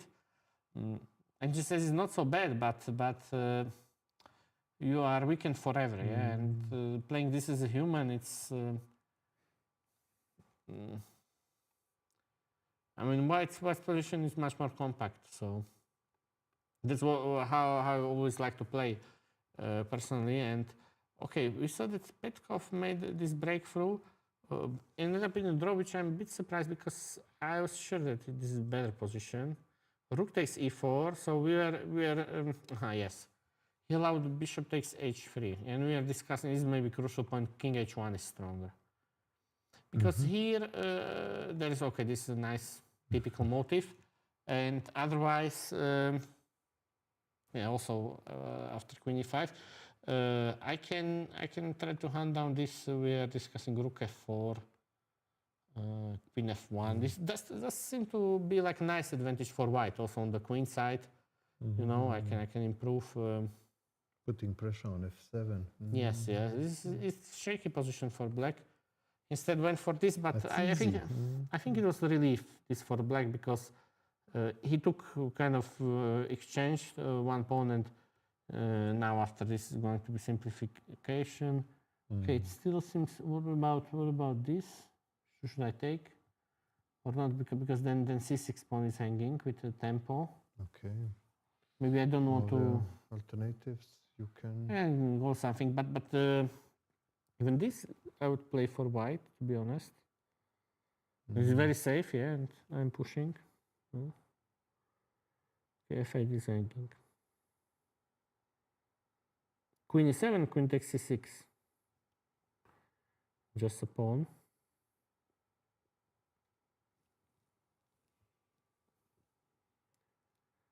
Just for our viewers, after queen e7, if white takes everything on f8, he's in losing king upon endgame. This is bad because of the king side, but I'll play with the, you know, with my pieces.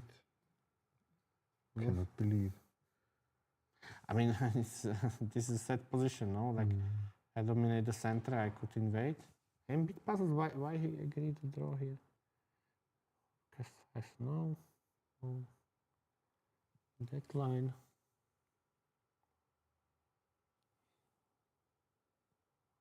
I'm a bit mystified.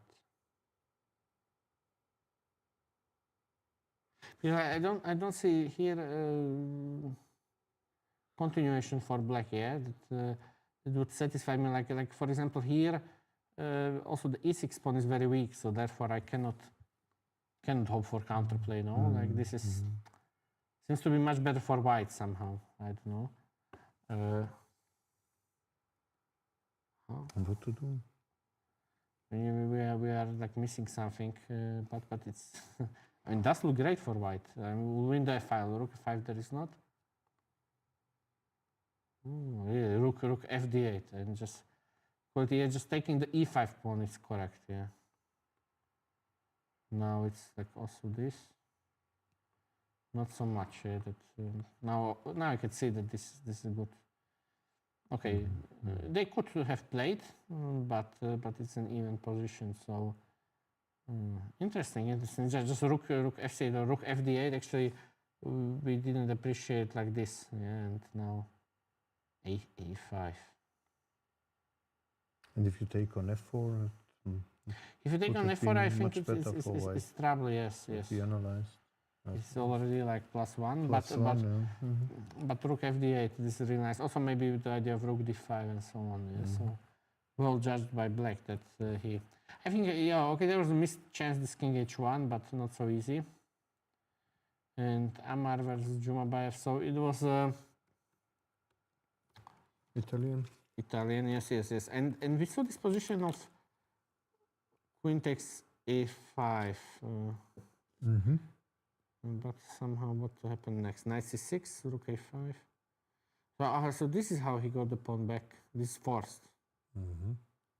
Queen c3, knight d5 immediately. Yes. So this is okay. The rook is a bit strange, but can white use it?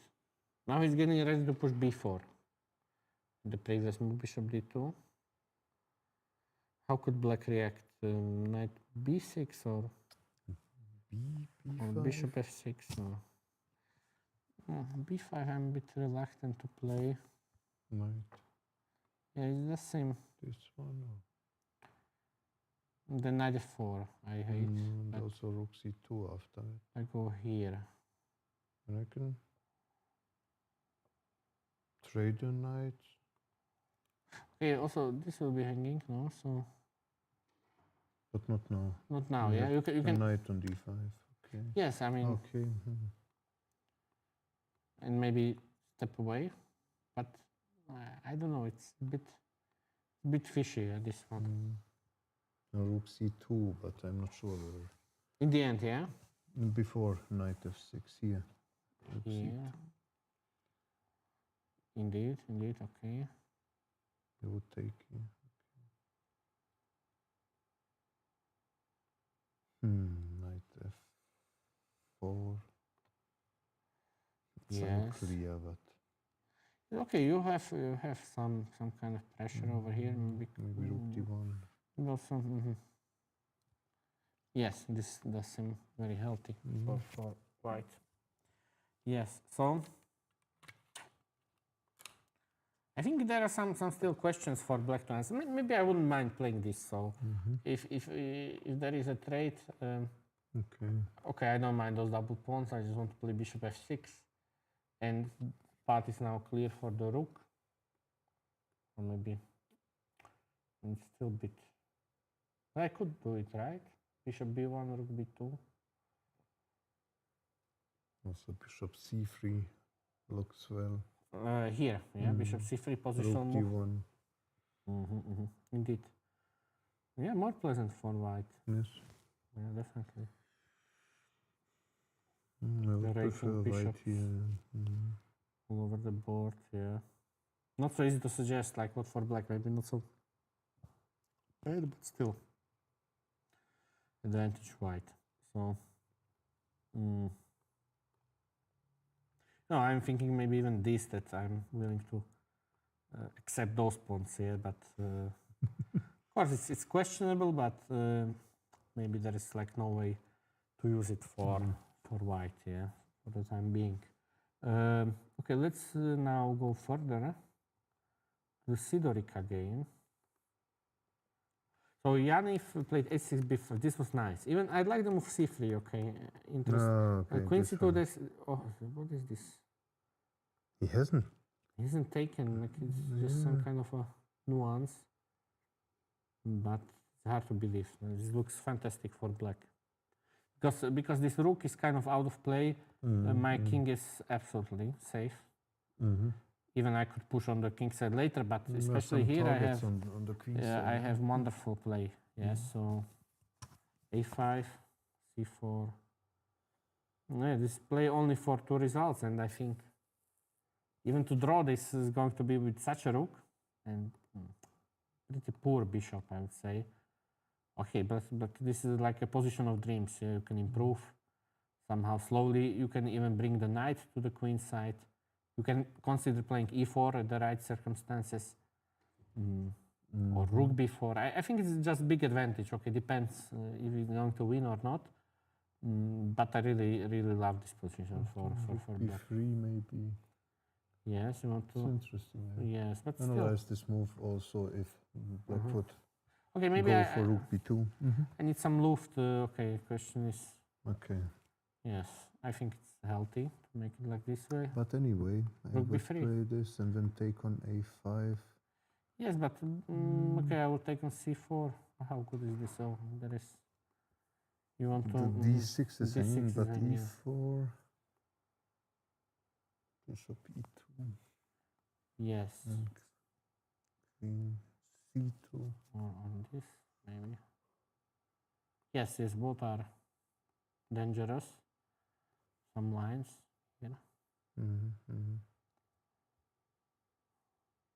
Maybe. Even this, queen like, f1, there is to be said that queen and knight are usually stronger than the queen and bishop. So I think even this is like, if this formation appears, white king is a bit more vulnerable and it's tricky. But and he played g6 indeed in the game. Yes, G6? I see it here. Oh, you can refresh it. Yes, yes. He played last move G6. G6. So I not want to play something like this with black if given time. I don't want to do anything drastic. Mm-hmm. Maybe this rook b3 is the only way how to shake it off. It's too passive. Yeah, otherwise the position is rather passive for white.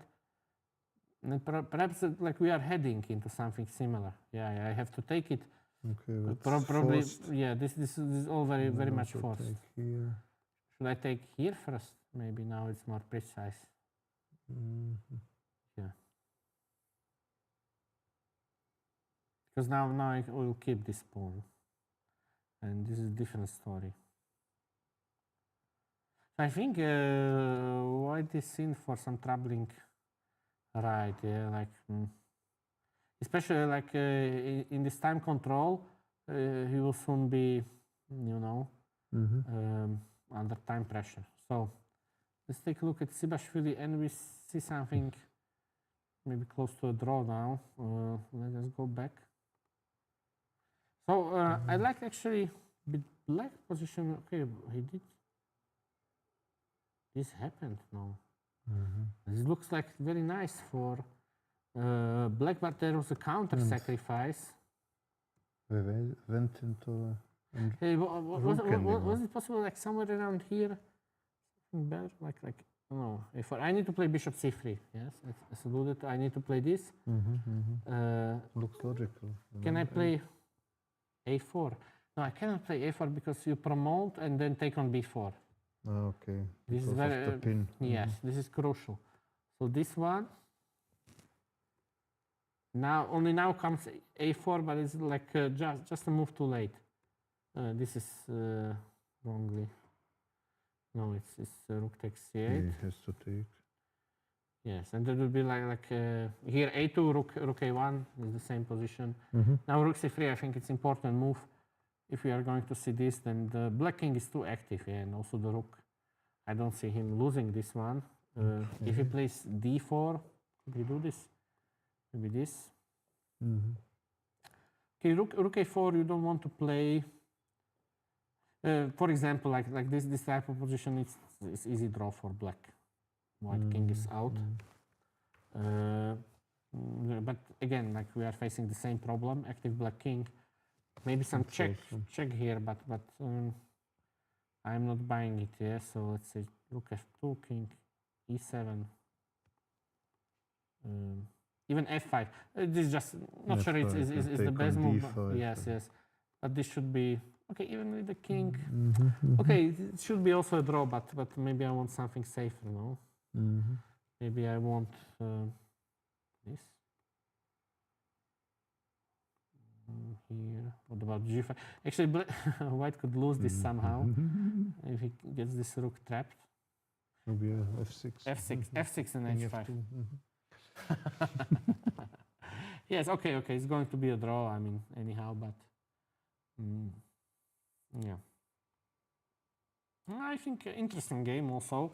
It was like right down to the wire that some accurate moves help both sides to survive. So now, and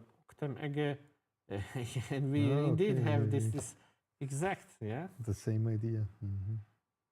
Well, very similar. So now black played d5 and we got like this.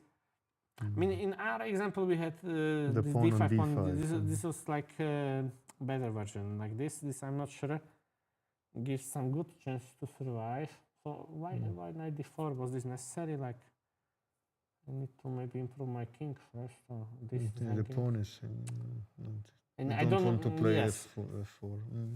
Okay, it's now end game. It's not really middle game, but okay, I understand why he. Now what does he do with this? This maybe.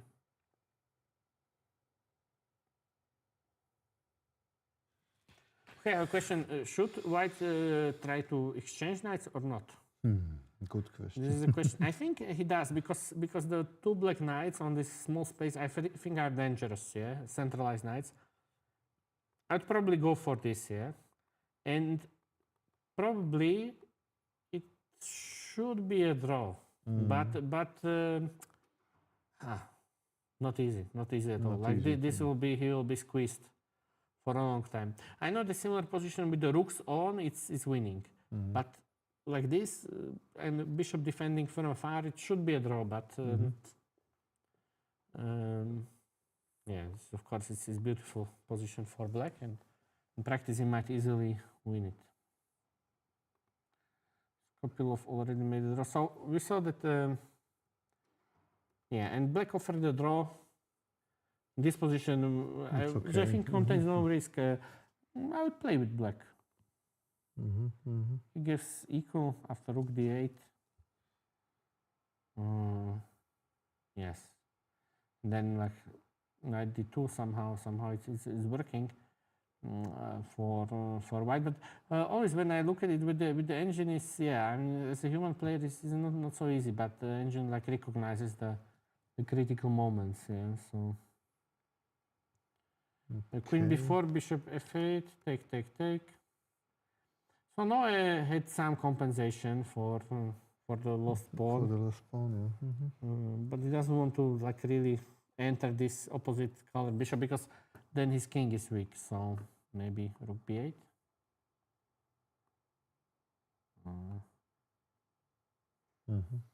And still.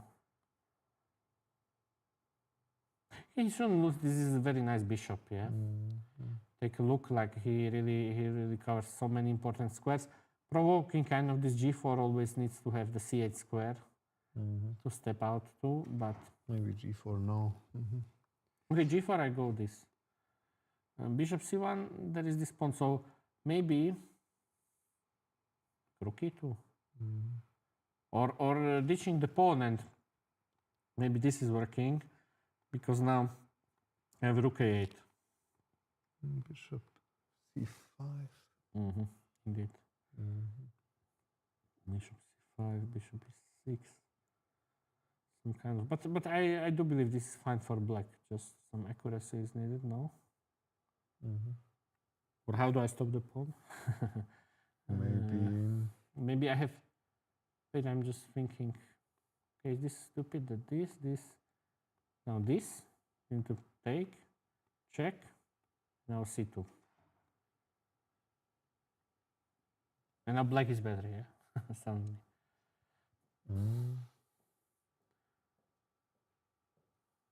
There's also some bishop d5, but not here. I mean, this is a nice move to d4, like a deflection. This line, of course, is not forced. Yeah, it's just something that I'm thinking about. Probably still working for black, yes. To take? If on bishop takes c5, if I take this, it's unappetizing. I don't have the... Only black has the passer, yeah? I mean, probably it's also a draw, yeah? I will just repeat the moves, you know. Like there is... Yeah, still something. I don't know this. Take on h6. Yes, but okay, it's double-edged, like... Okay, I think black is out of danger, but also probably equal. Dorans. Please f4 was with two bishops. h4, really enjoying himself, so queen d5 check. And c6, kind of unexpected. Okay. So now he's thinking, so what is the idea? Take on d6.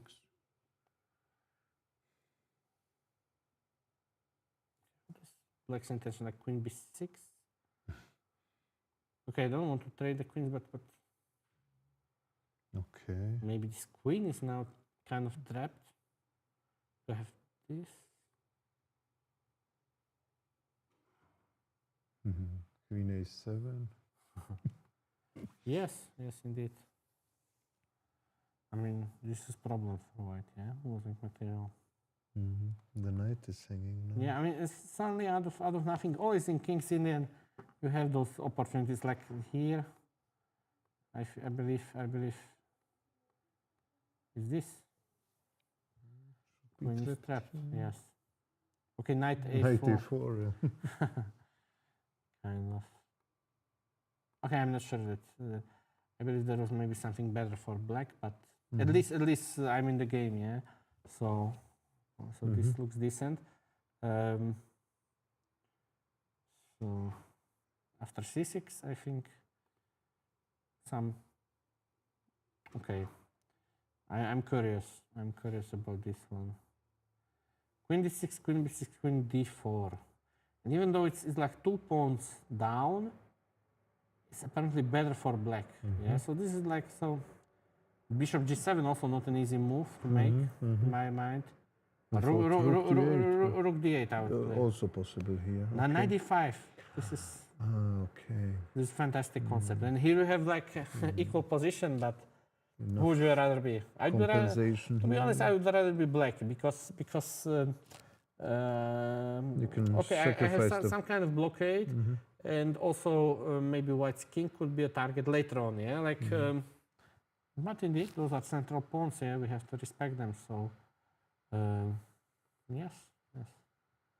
This one maybe still hangs in the balance. Yeah. So, yes, I know how it feels. That when you take a look at it with the engine, like it all seems equal. But during the game, like this, like there are so many questions. Yeah, for white to answer, and you will feel silly that you will, be squeezed here and. One bad move and it will be, still 95 he likes, or king h2. For example, this, yeah, just waiting on this move and then playing this anyway, yeah. And now, for example, who would play the move g5? Yeah, so it's like, once you see this move, okay, it makes some sense. It's like attacking the king or, but it's like, who would do this? Yeah, like typical for an engine. Yes, G5, yes. yeah. Yeah, this is like engine move and nobody would play like this, yes. So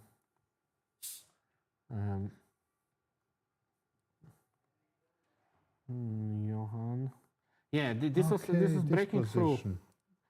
He took knight c6. Knight c6, probably rook this. And just taking a pawn. And okay, he grabbed the pawn. This is great for white. So now e5 is hanging. I think this is a huge problem. For black, this is arriving here and dominating the position suddenly. How can I defend this pawn? Like this? Looks lost, yeah, somehow. White is entering winning position, yeah. Yeah, so nicely played by Johan. Let's switch the board, yeah, this we saw. Okay, now let's return. So Travadon was in trouble after queen a6. Knight h5 in the queen e1. So not taking, but rook c2 first, I like. Rook a8. Okay, but then we will not take at all. If I take, what was the problem? Where to take on? Some knight f4. Okay, on a5. Yes, I just want to take this pawn.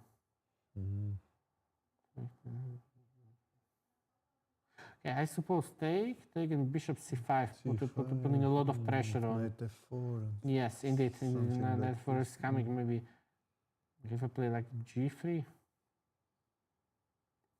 it's a bit slow. Maybe hit the b pawn, yeah, while you can. Yeah, there is some piece play for black. Therefore, he played rook c2, but now rook a8, nicely spotted. And now he keeps the pawn at least, yes. But rook c6 looks good. Also looks juicy. And g4, this is powerful. Wait, yeah, knight g7, rook h6. Very unexpected, but okay. What is this? It has to be lost for black, no? Okay, the rook is still kind of off, but should we give the check or not?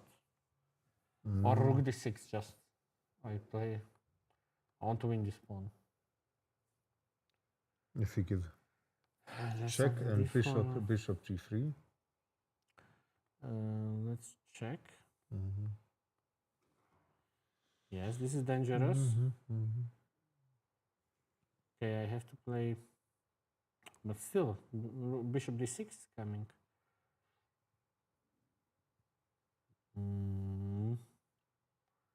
This guy has to be lost like this. You insert the check, yeah? Check. And checkmate. Checkmate. Okay. Made in two, yeah, not taking the bishop. But anyhow, it would be Maybe rook d8. no, but rook d8, like still there is this, yeah. And then h6. Yes, of course. But it's exchange up and attack, yeah. So this looks like he's running out of steam. But he didn't do so. He played rook d6 at once. Okay, let me try to understand. This is what he played. Okay. But this looks like a crashing opportunity. Maybe rook d8 and then take on b3 after that. Yeah, I mean something, but how can we trust Okay, it? take. Okay, also in time travel it could be misplayed, of course. This time because okay. Maybe he wasn't sure when calculating those lines, but it does seem to be winning. Yeah. That, okay, I have also this h6. You know, it's I'm consolidated. It has to be a win. I mean, I don't see what else. Yeah, maybe he missed this move. This is all I can think of. Rook a6 is the same line. It's Shall we ask Stockfishing? We could ask. Yeah, I think. Still, rook Also d6. rook d6. And why not? Okay. I mean, it doesn't. How is this Good possible? enough. But I mean, this somehow. This is equal, yeah. So great. okay.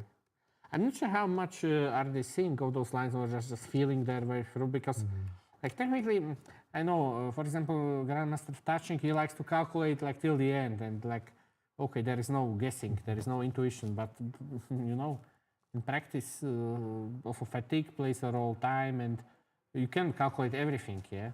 So you're just guessing, but this is also a safe move, kind of keeping this in the pocket and you know, not losing balance with the queen. It came d4. Maybe he was waiting for this opportunity and suddenly, you know. Okay, but still, this rook e3 is a problem. Rook e3 is a problem. Either if we e4 take or capturing on d4. one of those, yeah. Okay. We should take. I have an idea. What about this and queen b4 double attack? Isn't this like winning the rook? Queen e4. Okay. One of the rooks And white wins. is protected. Nice. Okay, but it doesn't work. It doesn't quite work. And it's important because e4, I don't like, you know. But it might be also a good move. Black, some kind of play for this. Maybe it's okay. Rook. H6, maybe this. Okay, this borderline losing, yeah, for black. I'm not denying this, but we need to still put it away. Maybe this. Now this is a threat.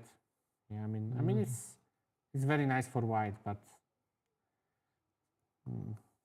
you know, then maybe the king operates. Yeah, if I see this pawn, I want to eliminate it. Yeah, unless there is some tactical problem. Queen e7 also not really. Bishop. My next move is like bishop g3. I'm very safe, and he did. He took, and now it's 2 pawns up, and the runner. You know, it's clear. This outlook like no endgame is good for black. He needs to trick white.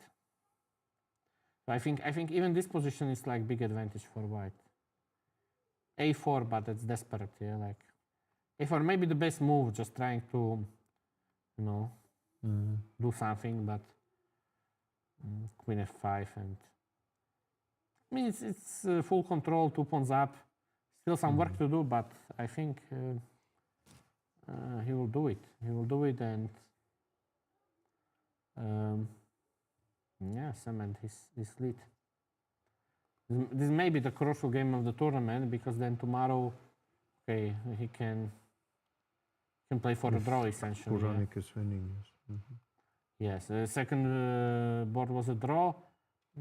This also looks okay, it looks dangerous for black. How did we get here? Okay, this was It was 81. bishop f6, but we saw Bishop c1. this looks hair-raising here, like how? So knight f6. What about bishop e3? What does he want to do? Rook e8, maybe. Maybe. No. But Losing, no? Just seems like a fairly basic pin. rook d5, knight move. Somewhere. But the rook is also protected, so it's not so easy. Okay, let me check something. Knight b6. I take. So bishop takes e3 is bishop takes f7. So take, and now finally I will capitalize on this. Queen d2 and Yeah, or this, yeah. This is game over. I mean, still, yeah, you must do this. Are there any chances here? I don't think so. Okay, no, this is dead, yeah. So in the game he played b4, which is also nice. instead of. But bishop e3. Sometimes I feel that they're playing very strange, but maybe it's just that I cannot calculate that there is something obvious here. But it looks lost, yeah. It looks maybe it's just something like really knight b6, rook d6, yeah, kind of cold-blooded answer, and maybe there is nothing, yeah. So only like deeper analysis might show, but b4 also looks great, yeah. b4 kicking away the rook. Now with the similar ideas potentially, or maybe this. No, this is like, this is horrible, no? Knights, yeah, at least with like one pawn up and distraction in the middle of the board. Let's see, like, where was the mistake? Because I always like to see the. Okay, maybe around here it was okay. Maybe he doesn't have to play rook c5. If he goes back, then rook d1. And this is. It's not easy. It's not easy to get rid of this, yeah. So whether there was something or not, like, very hard to say. But already with the rook on c5, something has gone wrong. The rook is almost trapped. He's kind of Quite misplaced. in some pins, yeah. The So fourth rank. rook a1. Like Amar played really nicely, all logical moves. In b4, yes, he's going to win.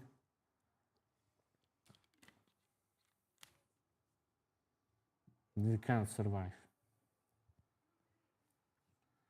This is also okay. I can do anything here, but I could also take here, and I have the extra pawn. And yes, so this is a win. Sitorica. Okay, so we saw Yaniv was pushing. Queen f5. He went back. Rook b4. Oh no, some cheapo, but still. Okay, e4, e3. Okay. Has to perhaps go back. Okay, here yeah, of course it's good for black.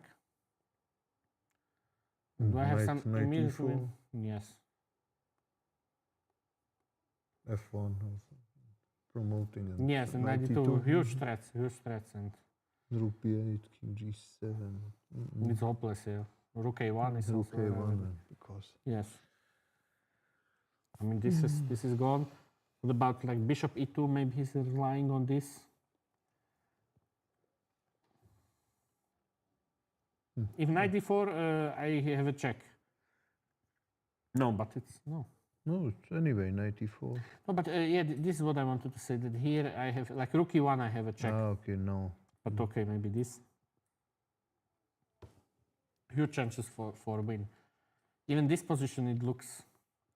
To be honest, it looks winning here. Like this, I'm just going forward with the king, and this is cut off. It has to be winning. But maybe there's even Maybe something G5. better. Yeah. G5 is not so. I'm just coming like this. This is my rook. No, in the last position Yeah, instead yes. of knight e4. Yes, it is also. Yeah, G5. Oh, can- G4. I mean, it's not even. Yeah.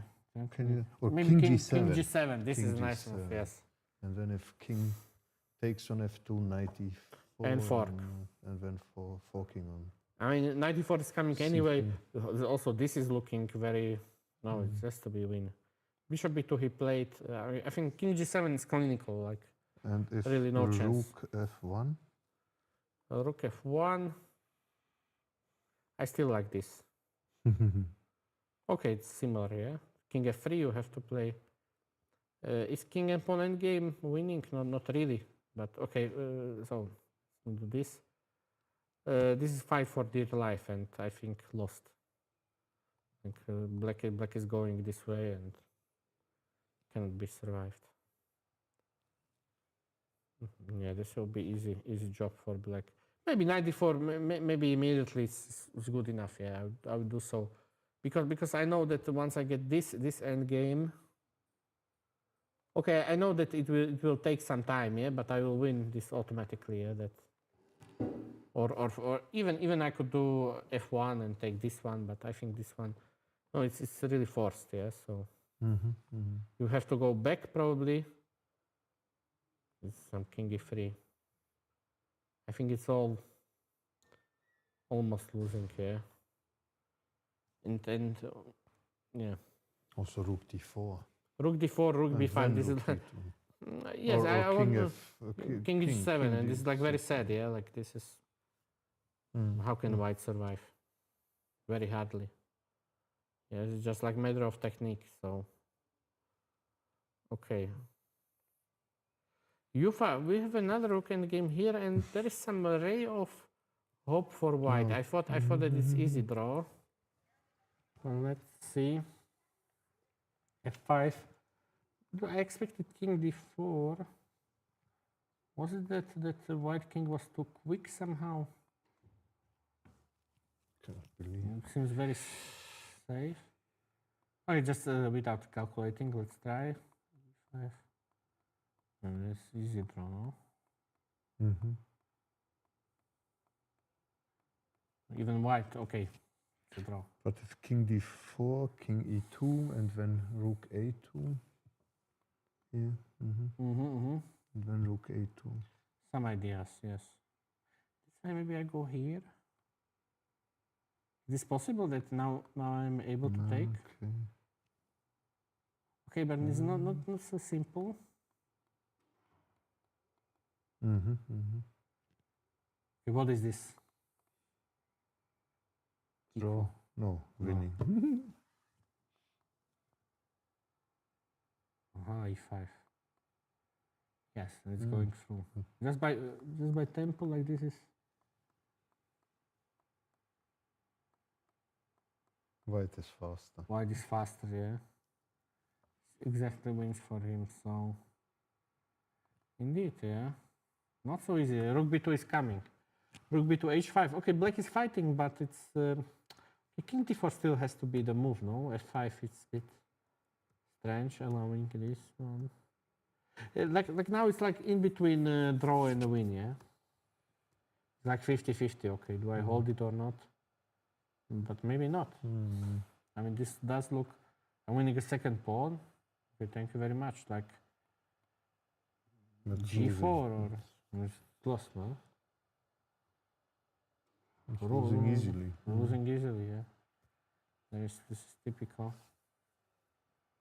This is what has been played. Really? Oh, yes, but okay, can I play also rook? Oh, the black has some hopes. Okay, let us try. So rook c2, rook g7. I thought this, no? Oh, this one is really cute. Yeah. Now check. Then check. This one is yes, kind of nice waiting move. If he finds this, then it's game over because these are two pawns and these are automatically winning. He also can can play rook g7. This is what I was thinking. Why not to play it right away? But there maybe king f5, and there is because there is rook king e1. e3. This is a bit different, yeah. Okay. And there are some checks. It's annoying, but rook a7 is strong because it's improving move. Also hinting at this, and I mean you have to probably go for this one because now rook a2. Stop is in his tracks, and Rook f2. and I'm moving both pawns, and win is on the horizon. So this will be actually great result for Sibashvili. Maybe also getting closer to the GM norm and really playing in fighting chess. Even this one, it seemed equal in the middle game at best, I would say that, but somehow he squeezed out the win. So Octamega, yeah, and this is torture. Like this position we saw f4 actually, yes, because it doesn't matter yet that this is such a outpost. And yeah, white now tries to trade the knights. I think black should somehow keep it, but he's not able to, yeah.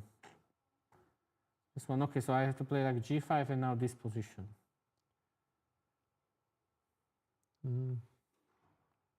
Okay, so I have this safe, I have some kind of king maneuvers. You know, like in Nimcovic's position, I want to give you a check and so on, but I don't think it's so easy because those pawns are on the dark squares. Dark squares. So like, let's try it, I don't know. This. Is there any progress to be made? I need to give a check somewhere. I mean, if I have to bet, it's probably a draw. Because here the king will be checked. It's a bit inconvenient, like even it takes 4 moves to get there, and the bishop is playing nicely, kind of dominating the knight. So this was maybe a bit careless because black, if he played f4, I think he needs to keep 2 knights, yeah, in some fashion, yeah, like here, I don't know, maybe g5. So that always after this, like I want to keep the knight. I want to play this position. I think there's huge chances for win because my king is kind of infiltrating. There are much more chances to outflank the opponent's king. After knight c3, if he doesn't want to, can he do this? No, just take, yeah. No problem for white. Yeah, so he needs to. I think this was a saving grace for white, like because hard to get at white pawns and should be a draw. Well, yeah, they are playing this position, but I think he missed big chance. Like, yeah. Let me check this. Like, he already found the way. Okay, Yes. he took one. Check. Nicely done. So now after this, Probably. Okay, he will get the pawn. we're just moving forward now. That's it. White wins. Just like some kind of Lucena there will be. Yes, if it goes the other way, then the h pawn will run. Yeah? So there is like no saving this. Moksha we saw draw. This one was a peculiar position, like pawn down, but really compensation. Like, what do you think? Like, white is really passive, yeah, and probably it's probably the draw is justified. Maybe a little bit, but what would be the winning plan? Something like g4 and hoping for some miracle, but.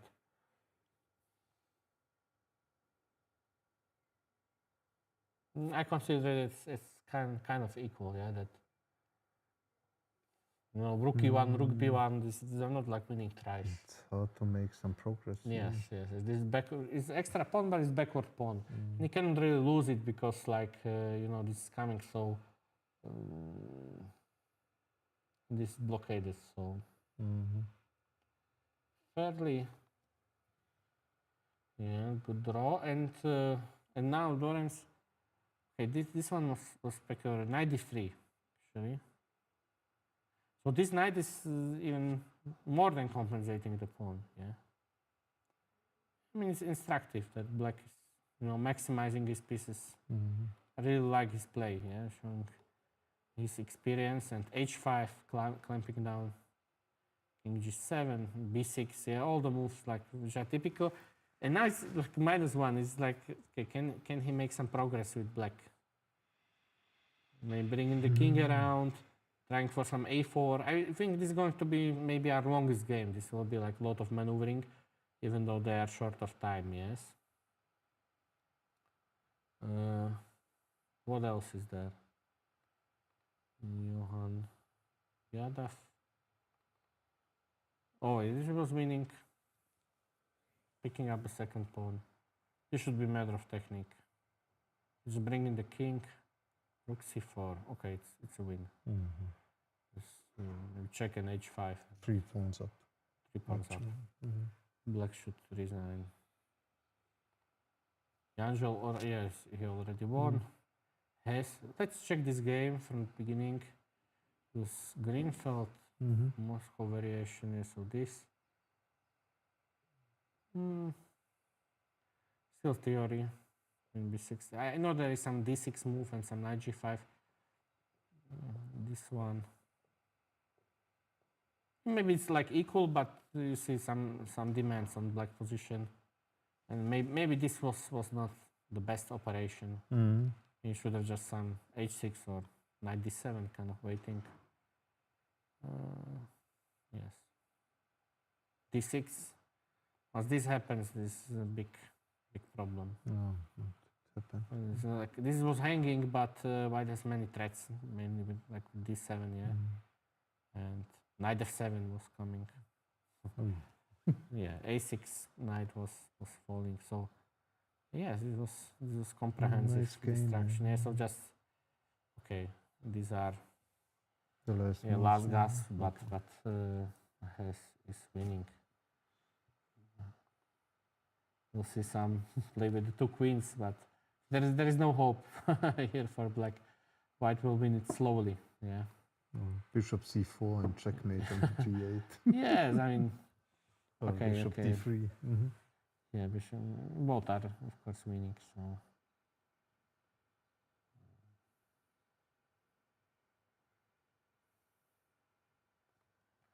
Yildiz. Okay, we haven't seen this game at all. So Petrov.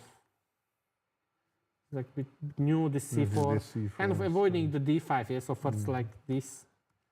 Symmetrical. Yeah, but I don't think knight c3 is the way.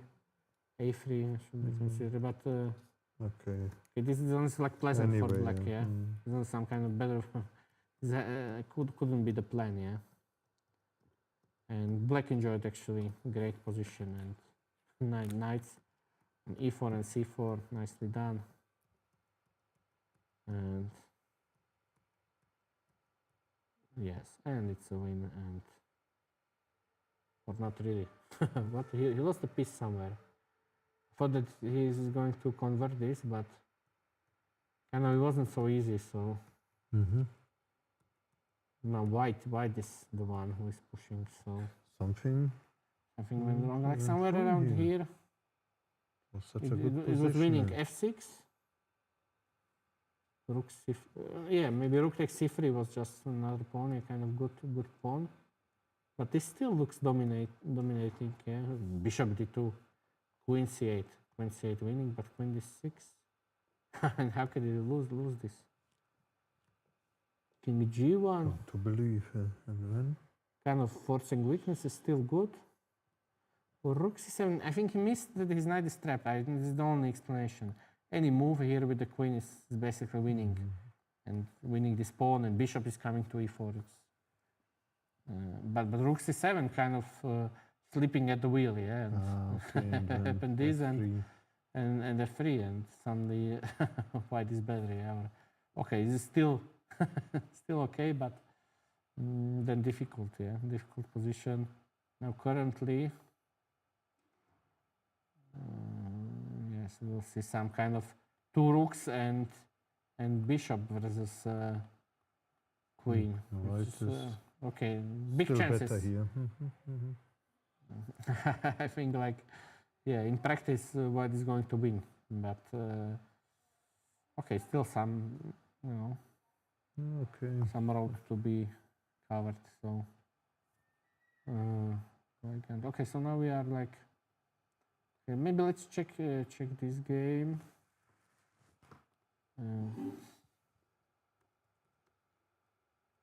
Italian. Okay. Okay, another Italian.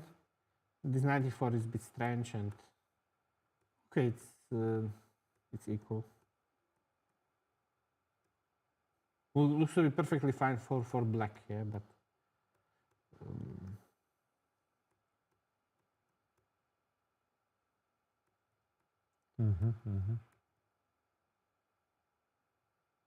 yeah, I still don't see like why this should be better, but okay, now the rook was a bit exposed. F5. D4 plus 1, yeah, like this is the thing that engines they recognize, but what's the idea? Oh, take rook e6. Maybe he missed this move. This one is like a bit painful, yeah. Also, like there will be some queen g4. Somehow this was unfortunate for black, and he paid the price of the knight for it. Okay, lost endgame. So He played so good in the beginning, but yeah, so I can't trick him. Yeah. So let us take a little break, maybe 10 minutes, and then we'll conclude the round. Okay, so that's it for now. See you soon. later. Yeah, see you.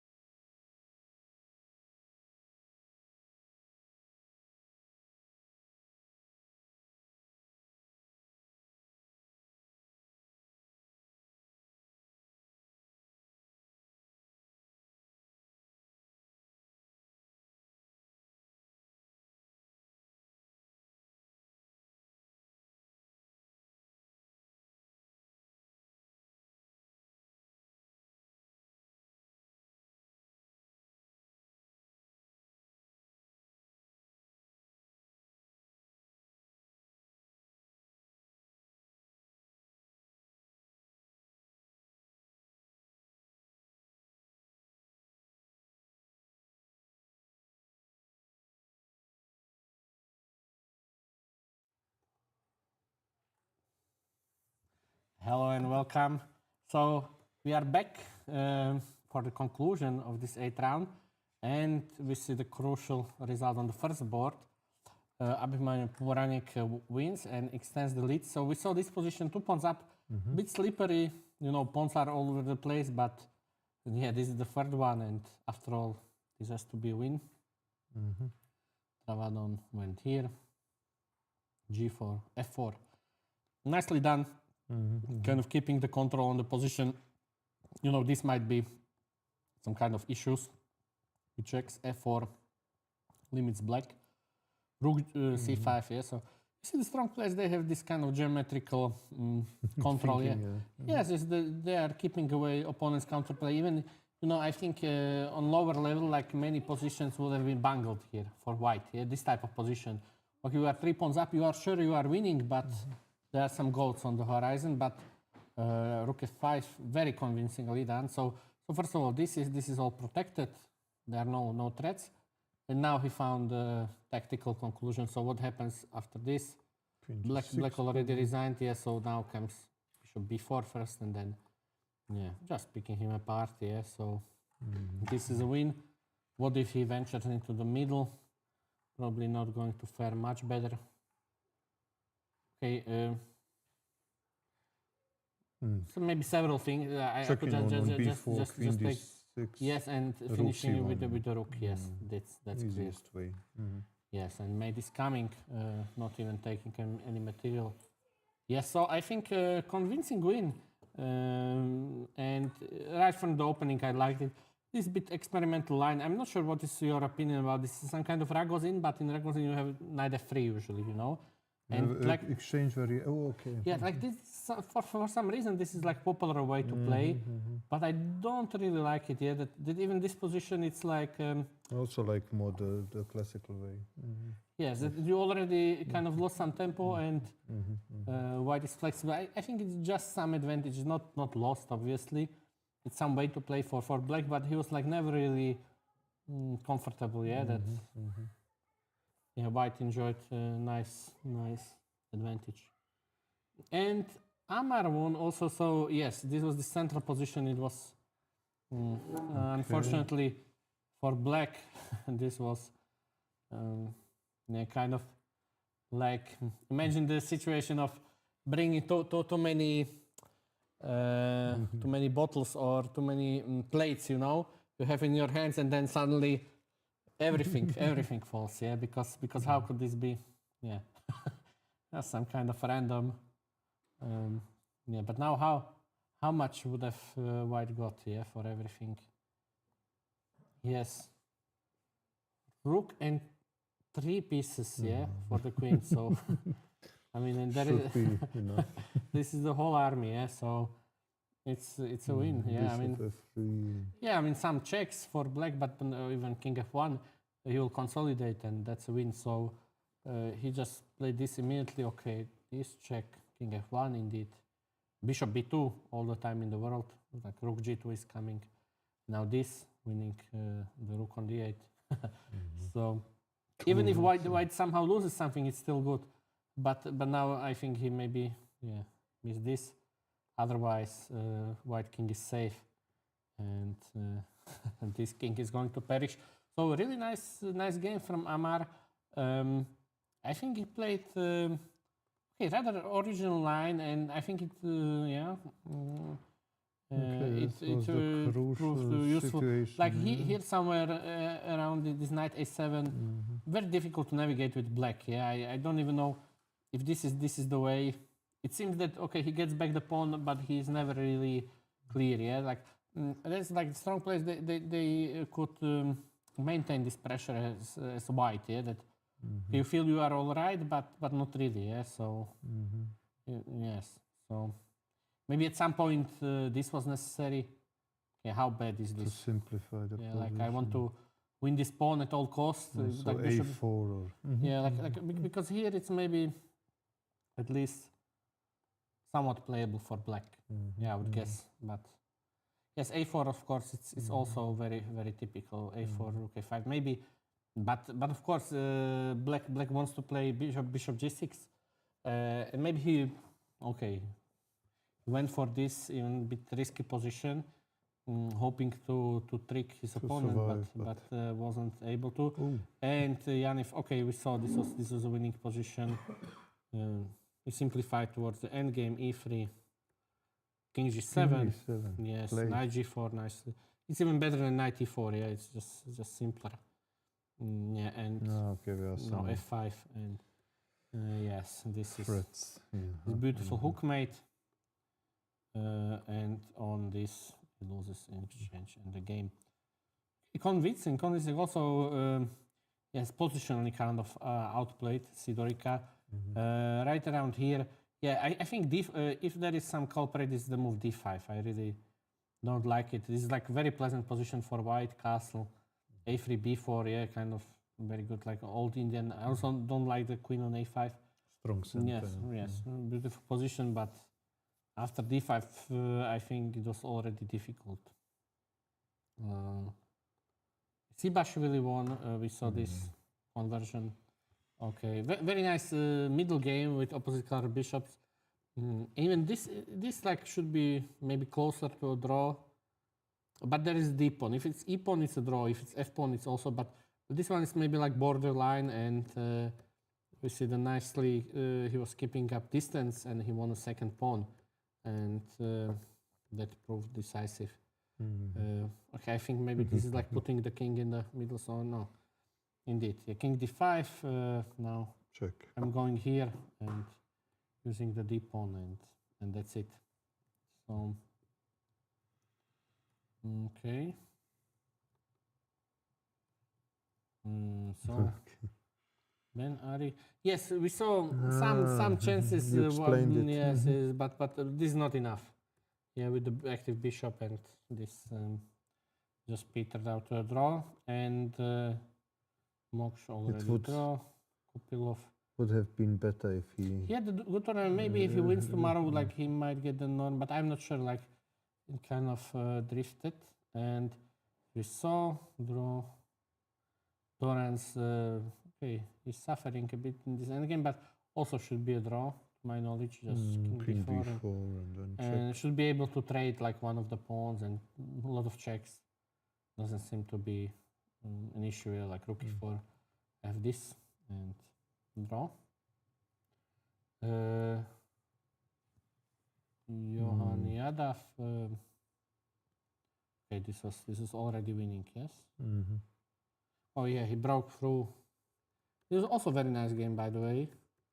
Juan Di Culi is still a strong player, but wasn't given any chance today. Like this was smooth, yeah. So Jan Gelmon, this was so 2 queens, enough for victory. Kukushkin, and Kukushkin played several like really. I don't want to say unlucky games because there is not so much, bad luck in this. But somehow it feels that he should have made like more points. Also in the previous tournament, kind of he gets good positions, but now okay, this is dangerous. On the other hand, this is the last pawn of white, so maybe okay, just thinking. White's turn. White's turn, like what is this position? Take. Probably a draw. It's also a bad corner anyway, yeah? So like I could just go here. But okay, if I do this, okay, there are no magic here, like because at some positions it's possible, maybe like this, maybe or some other positions, but if it's like this is a dead draw. The wrong corner. Yes. Maybe he can play bishop e5 instead of Rook capturing g7, on yes. g7. Bishop b5. Opening up to some checks. Yes. Don't believe there is escape here. That's a draw. He did so, but maybe he hopes to maybe slip through. Like, for example, if yes, I think it's some try, because if black is careless, like the king might somehow, I don't know, go around. It's hard to believe, but I think if he checks from this side, like how can the king escape? It's always perpetual, no? And the king is wide open, so okay, so I'm saying this. Has to be Okay, h5 careful, still. h5 and then There has to be enough resources for black. It's not even worse, yeah. It's just like equal position. Somehow he got a lot of pawns. Langand won. Yeah, he very soundly outplayed his opponent in the middle game. Kocharin, so some lower boards.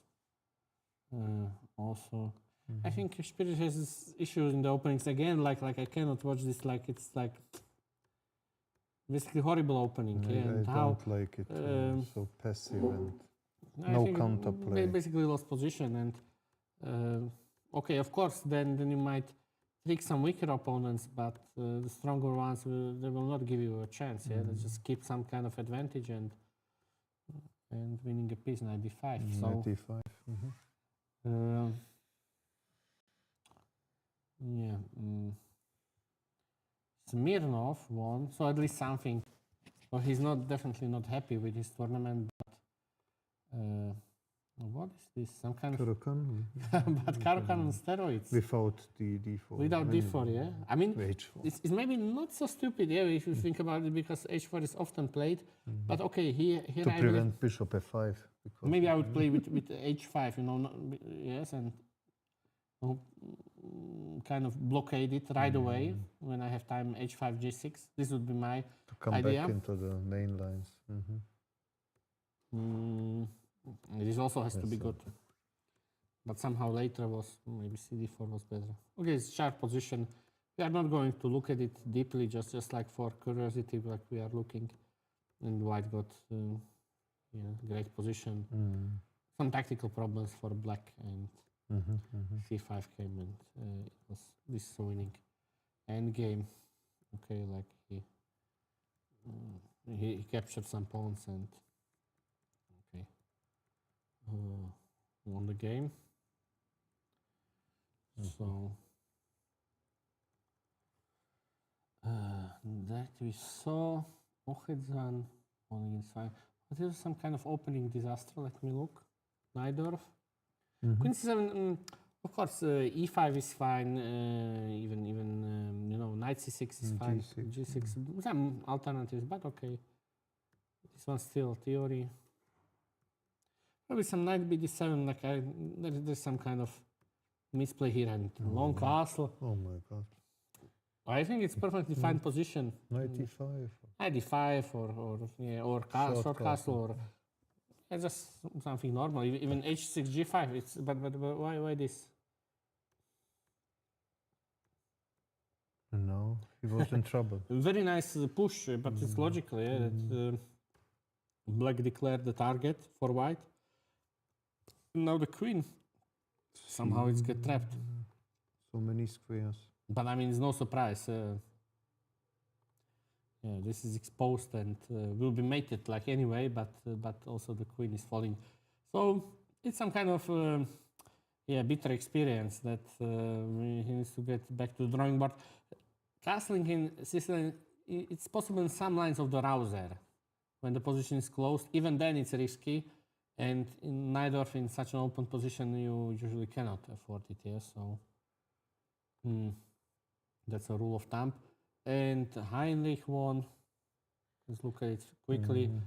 It was some kind of Catalan, but I know this is popular, but not so easy to handle those positions for black. Yeah, I think it's like okay, equal, It's like Benoni. Yes, it's Benoni. White has a lot of active possibilities and not easy to handle. Yeah, and black lost the pawn, and okay, now he's on the ropes. Yeah, so